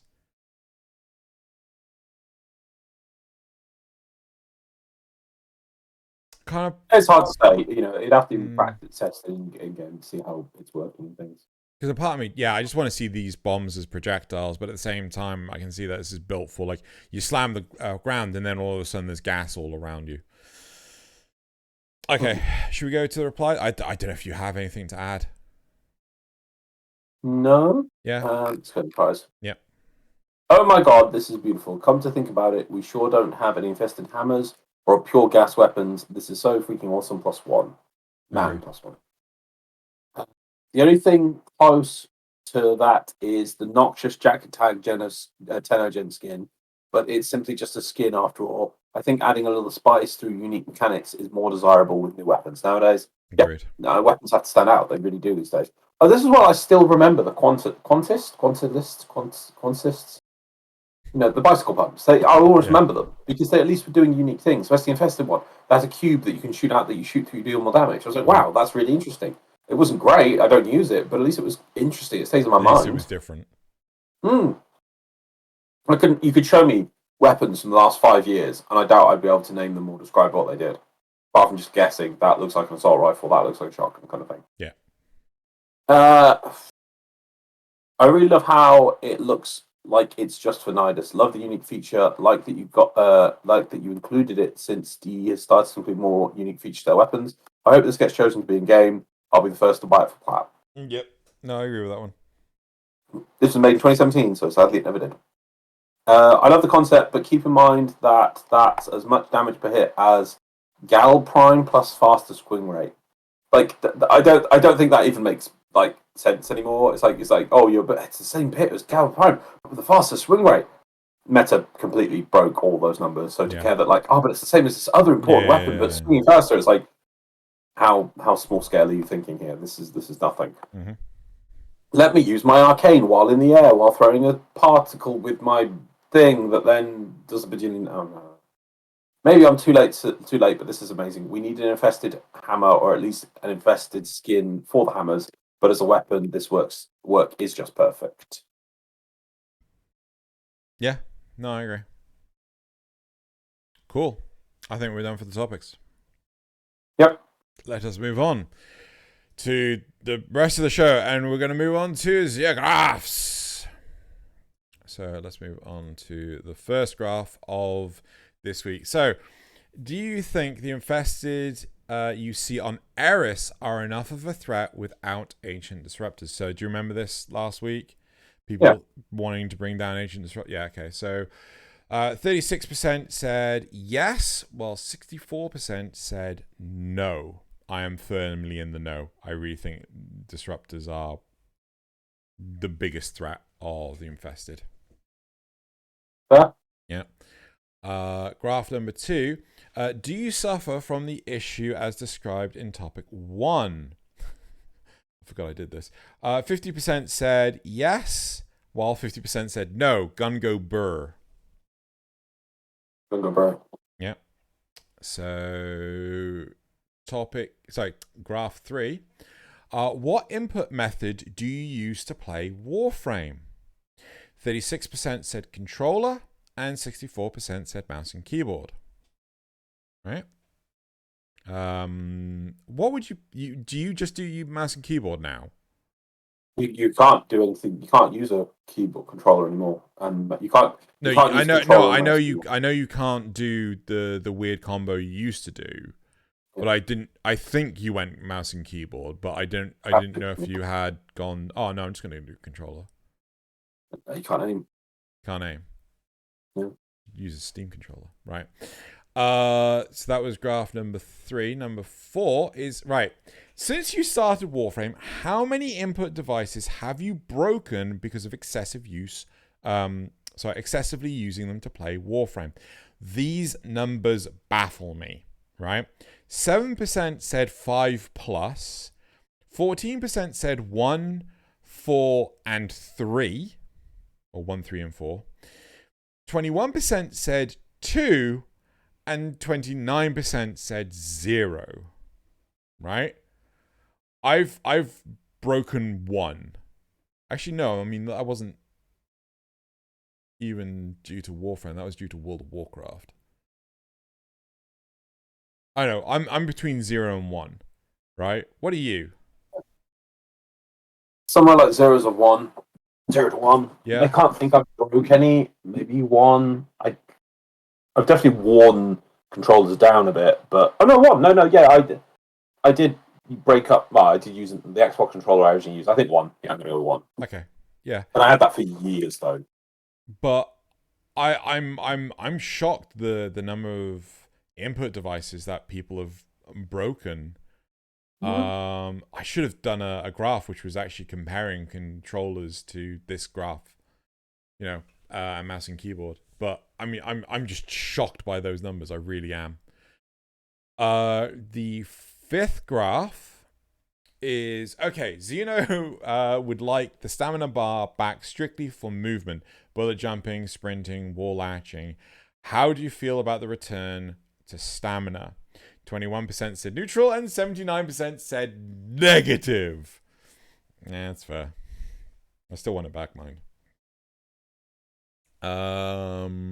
Where are you? I assume you're negative.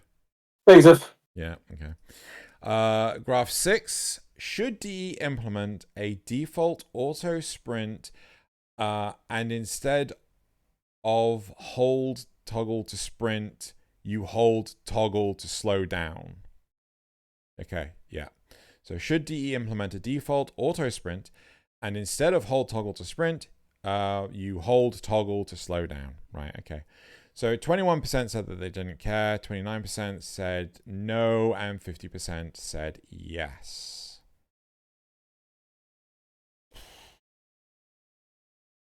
I don't care. Like, I feel that we just have 3. Someone told me that. No, that's not that. Yeah, but I think system is fine where it is, and I think there's enough features to adjust it to how you want in the settings. Well, part of me is just like, well, we've got 3 different movement speeds. The calling it sprint doesn't make sense because you can do it indefinitely. The whole point of a sprint is you can't, which is why I want the stamina bar back. But so we've just got slow run, middle run, and fastest run. Just run Volt. Just run. Then you got Volt run, and then Gauss run. Anyway, doesn't matter. The seventh graph is, how do you feel about the concept of adding vehicles to open worlds for players to use? This was even across the board. So 29% said positive, while 36% said neutral and 36% said negative. So, I mean, this is after we were talking about the whole APC idea and everything. So more towards negative than positive, sadly. Yeah. And then I don't know why is it? Do people, honestly, I'm curious because I feel we have a nice little niche little community here, but it's good to ask them. Do people just want Warframe endlessly to just be the equivalent of going to the simulacrum and shooting dudes? I think they do. I enjoy it as a switch off. Don't get me wrong. I'm not saying I never would want to take that away from Warframe. That is the core gameplay concept. But I just feel it needs to give something more, either in setting or in gameplay. And it just shooting some more Grineer, shooting some more Corpus, it's just so simple to me. I always meant, Warframe is supposed to become something. I always felt it was supposed to grow into something more, and it almost does in several directions, and always just stops. But this is why we have semi-jumped ship to go play Darktide. But at some point in time, we're going to get into Darktide board now. Well, pretty good. But the problem with Darktide is it's, again, early release. It's like most of it doesn't have an end game yet, again, just like Warframe. And, I mean, I've almost finished leveling all 4 characters. Yeah, but we are... It's going to happen. No matter what you play, it's going to happen. More content is going to come out just to do, but yeah. But the whole argument we have is the fact that, you know, there's no doubling down. It's always a case of, like... I think one of the biggest flaws for Warframe is the fact that they keep on putting everything at a level pegging at the start of the game, and that's it. Like, you know, there's very few systems that are built upon an existing system, right? You know, could you imagine the trial? It's like, oh yeah, well, in order to do the trial, you need a necromech, you need a railjack. If you don't have those, you can't do the trial, right? That'd be amazing.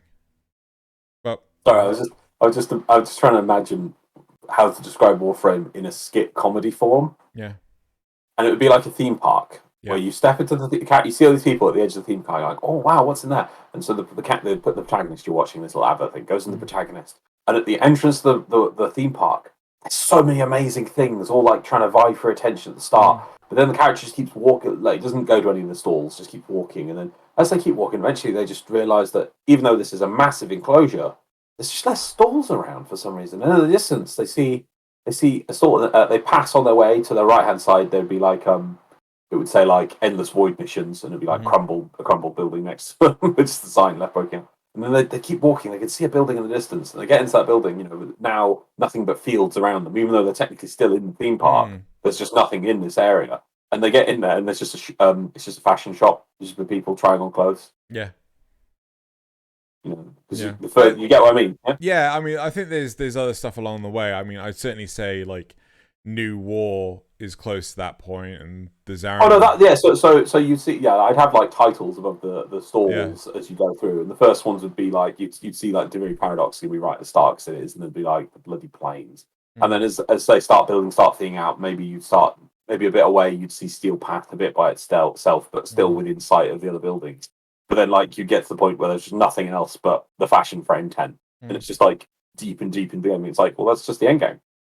That's all there is. That's the other side of the park. Yeah, it's just like... I wouldn't be surprised if a lot of the problem for Warframe is the reviews, where... oh, God, what are they called, Loz? Journalists are reviewing this stuff, and if it's not the immediate thing that they can do, they're just going to slam it. Like, well, that's the thing is, but how did reviewers review the latest Warcraft expansion? I wouldn't be surprised if they were basically given a free account. Like, here's, you know, and I think, I mean, when do you remember Markiplier when he did what's it called, a preview of Warframe, of Fortuna, right? Yeah, he had to do it from the beginning, right? And like he sped through like doing loads of missions until he got to Fortuna.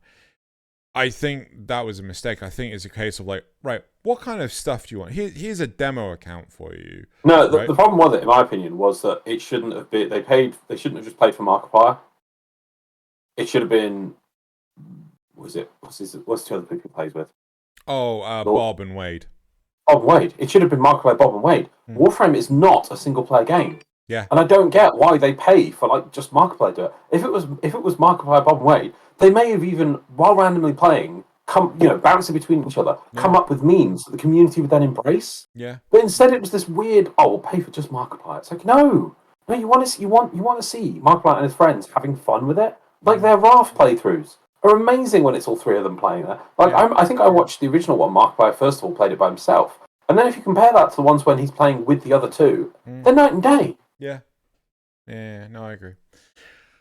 Right, and then I think I got one last graph.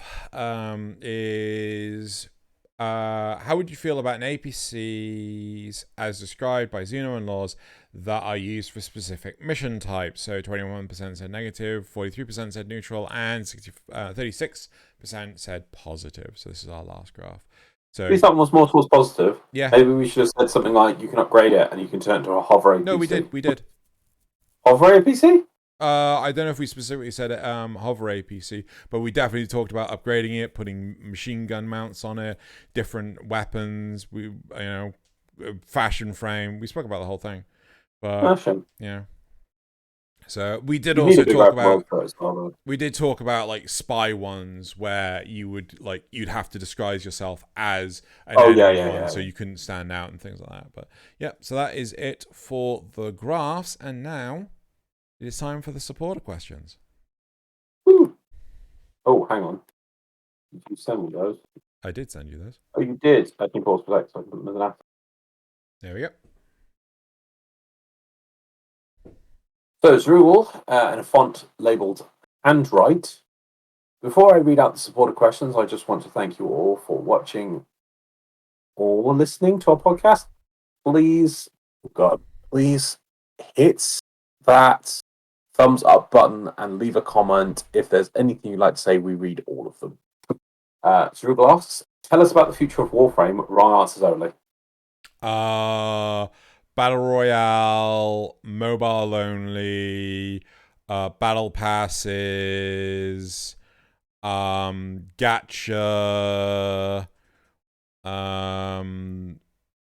bought out by Blizzard Entertainment.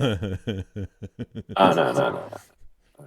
Nah? See, instead, DE is going to get bought out by Square, and they're going to look at Warframe, and they've thought, we need to take both gacha and NFTs to the next level. Oh, no, yeah, you've won.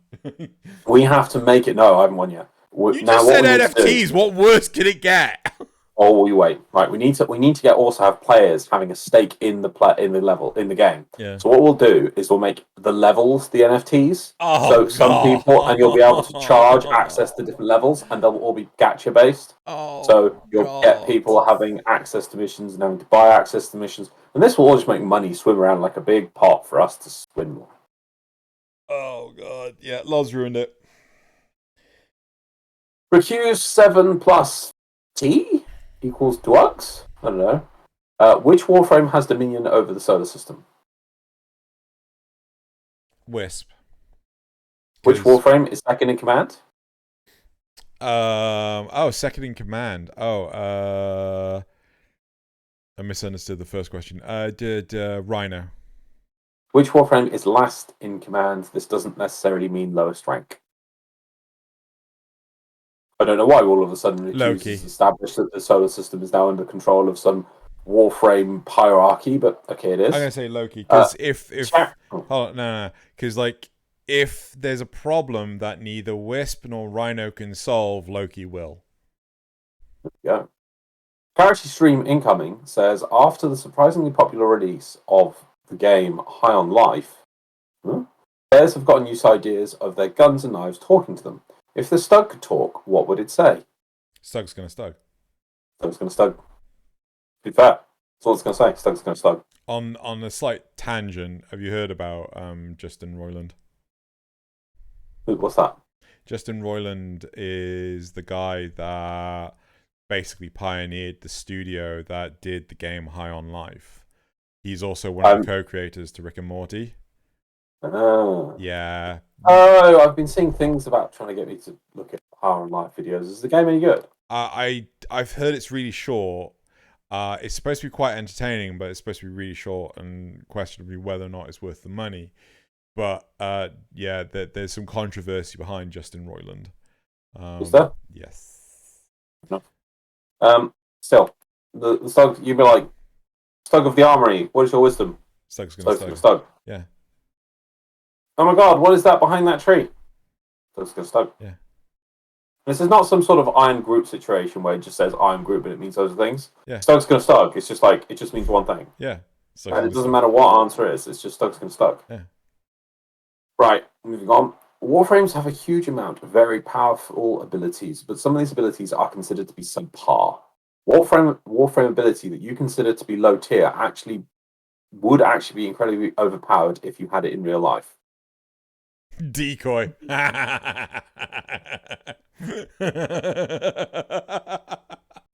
Oh, the number of meetings I could skip out on if I had a decoy.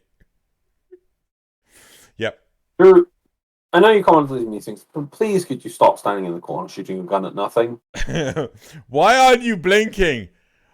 Guys, I think he's had a stroke. Why is he's not blinking?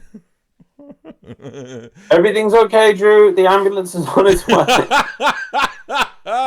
What about you? Well of life. Fair. Like, I'm never going to forget. If like anyone asks about useless abilities, I'm always going to say well on life. It just doesn't make sense. I do not understand this as an ability.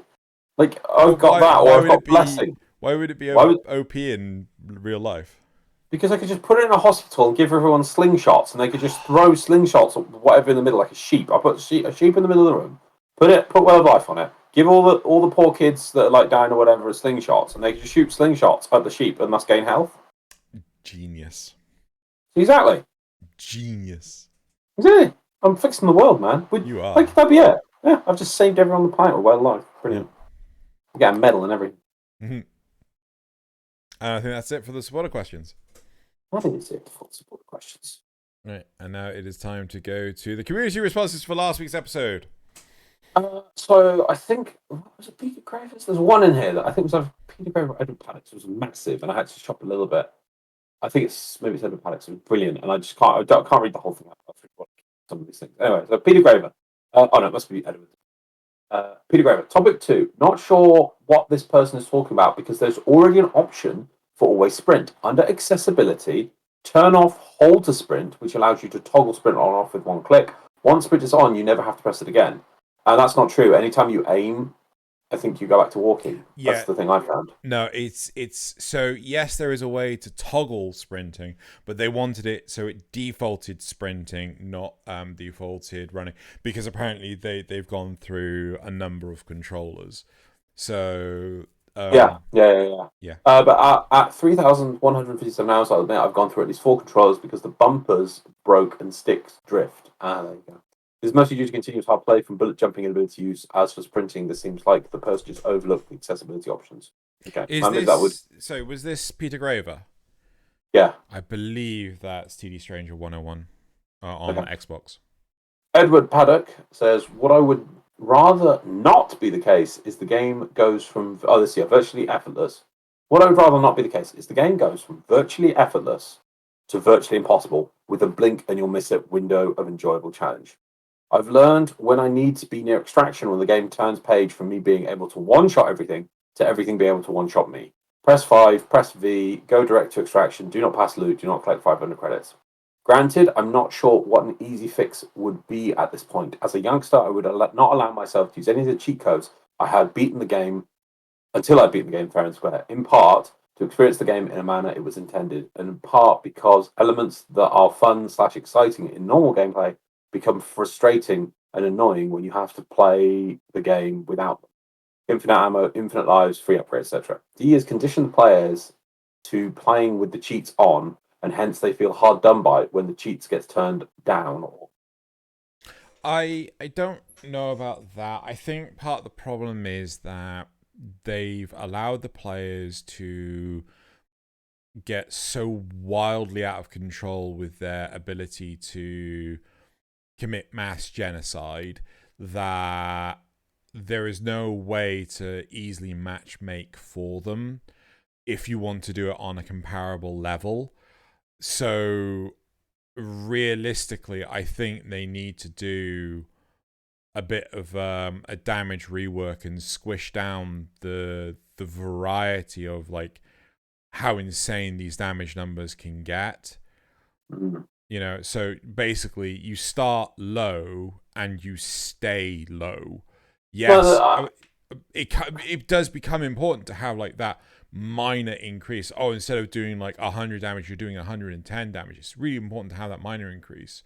No. The thing I find is that it's nothing to do with the whatever it is, but it's like we need more set examples. Or the fact that the only real sort of play, that's why Steel Path is kind of good because it gives like enemies are at least this level, so you know they're going to be at least this strong. We need more set tiered examples where they do things where they give you the same mission and it has, I don't know, 50 different levels to it. It's the same mission and they just go up 10 levels every time. So by the end you're fighting level 500 enemies because then you know, right, I'm at this level and this is the I'm fighting. But the only way we can experience those high level enemies is with the infinite missions. But then it just goes from right, it's just hit the sweet spot where I'm fighting enemies which feel challenging but not too hard, and then it switches over to them being too tough. Actually, we need more. Actually, I have a question for you. Right, how would you feel if with the endless mission types, you know, we do what we're proposing, where it's just like, you know, it's fixed levels, right? But you only get a set amount of rewards. So, like, maybe you only get rewards for the first 20 minutes or the first 40 minutes or the first hour, right? And then after that, you get no more rewards. So you're staying there for your own sake, no other reason. I don't know. I just don't think that they need to put more things in with us able to access high level enemies like be able to pick the enemy level, which is something we said about years ago. Yes, I wish to start this. I know, but the problem is that there are players out there that don't want to. Oh, I would just say if you put this custom system, you don't get basic like with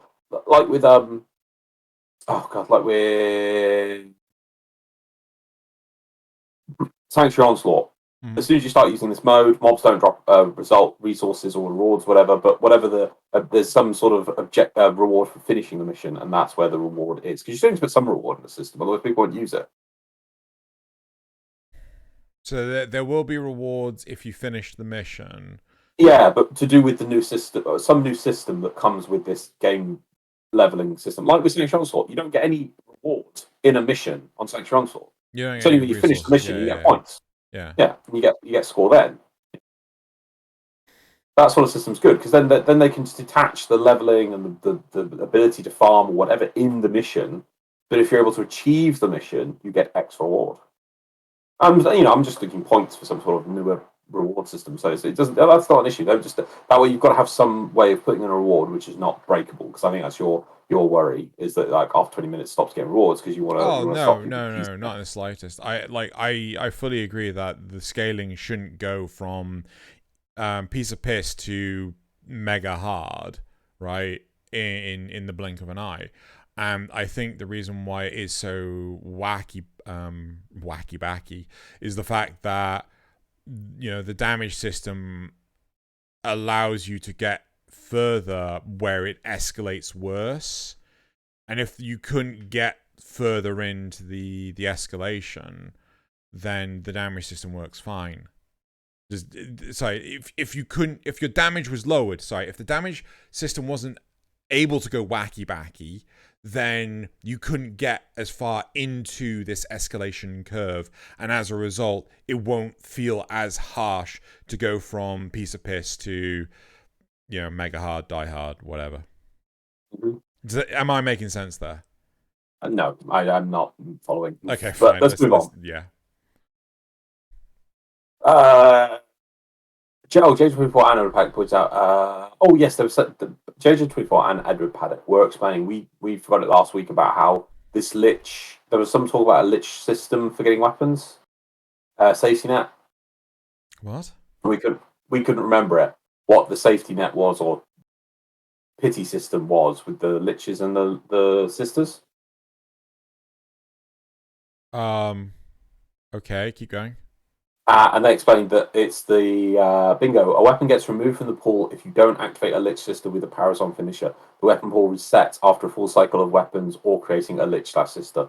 I don't remember us talking about that at all. No, we couldn't remember that the system existed or what the system was. There was a mention about it existing as an addition to the game, and we couldn't remember what it was. Oh, right. And what they added in is so that you go, right, well, I've never seen this with a weapon. A pity system. Right, I'm with you. Because I think we were off the back of the whole token system for... Yeah. Yeah, okay, cool, thank you. Call 3303 said the Discord invite doesn't work for me. Did you set it to not expire? No, that Discord invite is for the server that's been completely and utterly destroyed. I don't know what I want to do with regards to the Discord invite at the moment because I need to make sure that this Discord stays secure, and having the same invite go off indefinitely, I'll work it out. I need to talk to people about how they do it. Yeah. Why don't you have like a separate account that you hand over the server controls to that you never log into? Because oddly enough, I have done that, and people are already trying to hack into that account. And like, how the fuck do you even know this account exists? Wow. Yeah. Well, I suppose I don't know. Strombus Void Shell says, Zazar 2023. There are no timestamps, and I forgot the topics, but I remember this was a relaxing listen. Thanks to the statement, guys.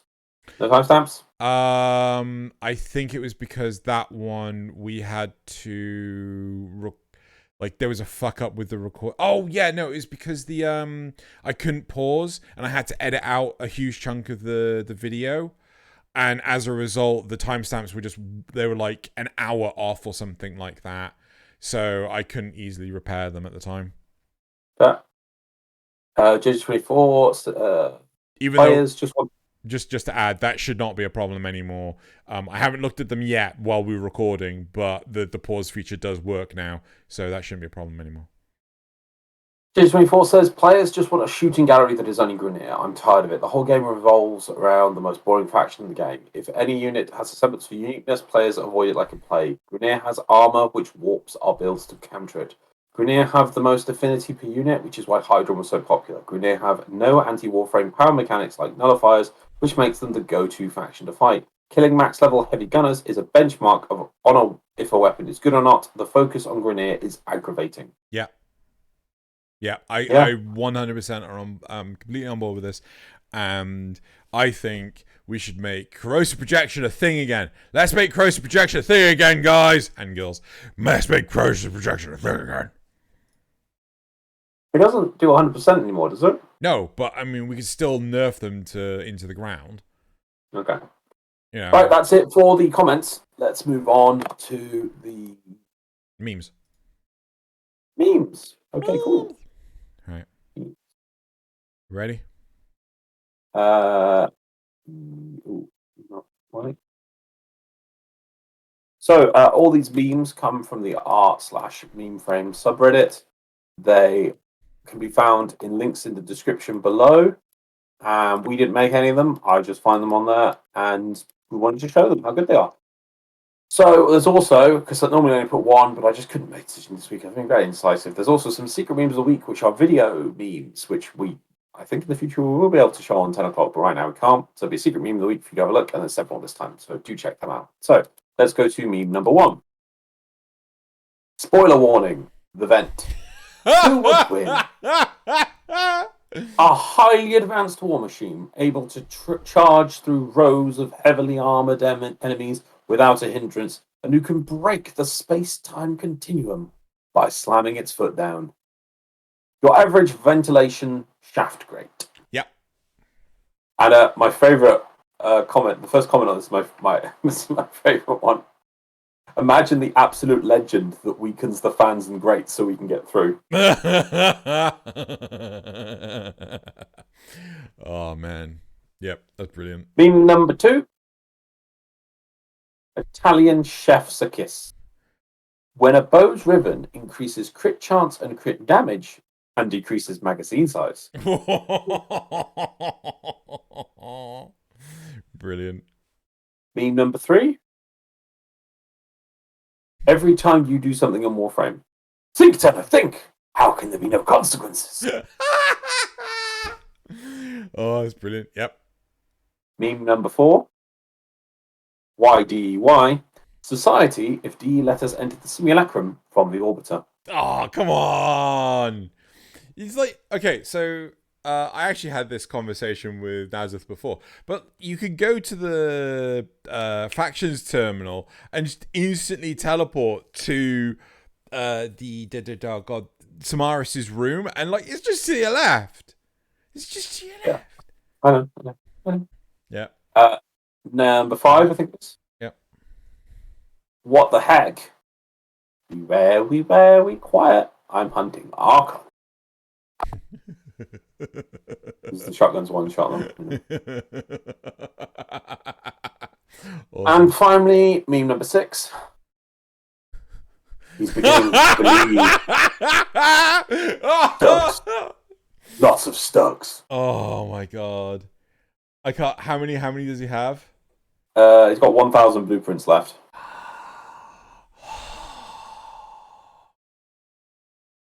Stug's gonna Stug.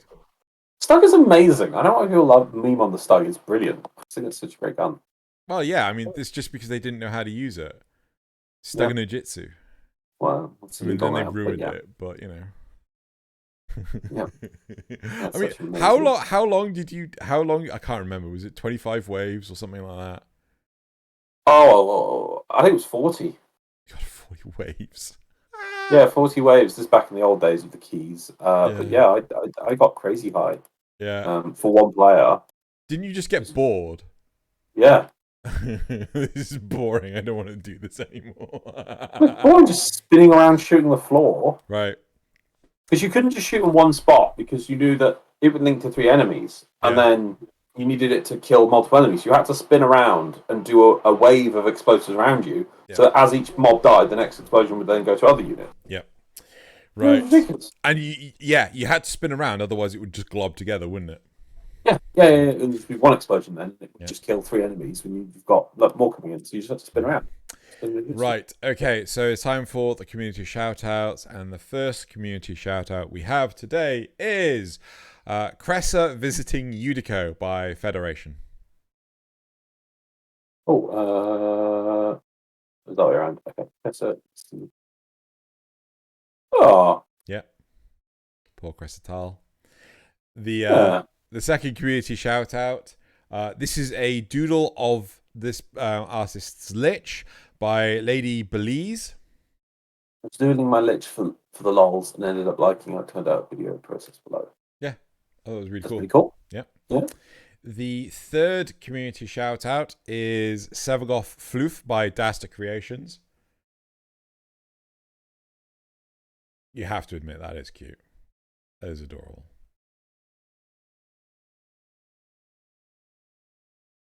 Can we move on to the next one?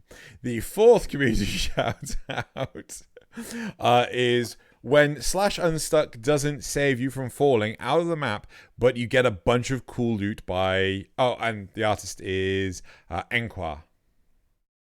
Cool loot and don't want to abort the mission. Yeah. I've been falling. Yep.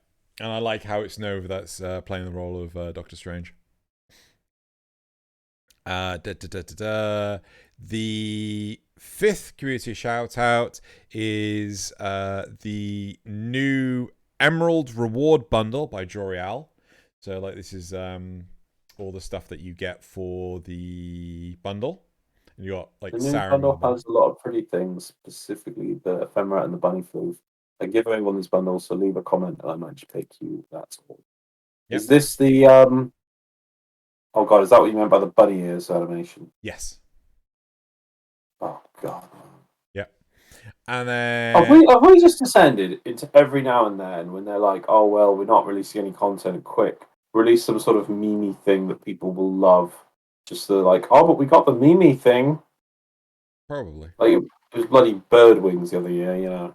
To be honest, I'd rather this emote than the wings or the rain cloud or some of the others. I'd much rather this. This is so much more tame by comparison. Yeah, and I can always just canonically believe in my head that this is some sort of like the terrible insult, like shoving your middle finger up, putting Exactly. like in Orican. Yeah, that's what we will do, Loz. This is the new middle finger, right? Okay, and then last but not least, Warframe Hollow Knight by and I do mean They have actually named themselves Tell me about a blind plant woman who has white glowing vines and a bunch of children exposed by the void. Then I'll have to ask about what game you're telling me. Yep. Oh. Just adorable. I can pick out some of them, like you got Nyx in the bottom left. I don't know if that's Excalibur next to Nyx. I think it is. I think Rhino is up there with Oberon and Trinity, but I don't. That's Nezha. Oh, is that Nezha? Oh, okay. Got the buns on the side of the head. I thought that. Oh, yes, you're right. I thought that might have been like the Straga Trinity skin. Straga. Weird. I don't know who the ones on the left and the right. Oh, maybe the left one's Cora. Well, it's like a spider frame. Yeah, but remember she has the net. She has the strangle dome. Yeah, maybe. I really don't know. I don't know who the one on the right is. And I don't know who the ones at the bottom are either. Oh, I know Volt is in the middle. Nova's on the right. I don't know who the one on the left is. Is that Mag on the right? Oh no, it's got a thing on the back of the head. Yeah, I get you. Yeah. So yeah, there you go. That is it for the community shoutouts. How adorable! You obviously got Mama Lotus in the middle. Right. Well, that is it for this week's episode of Tenno Clock. Thank you very much, everyone, for listening in / watching. And yeah, so don't forget to tune in to the charity stream. Yeah, that's it. Say goodbye, Loz. Bye, Loz.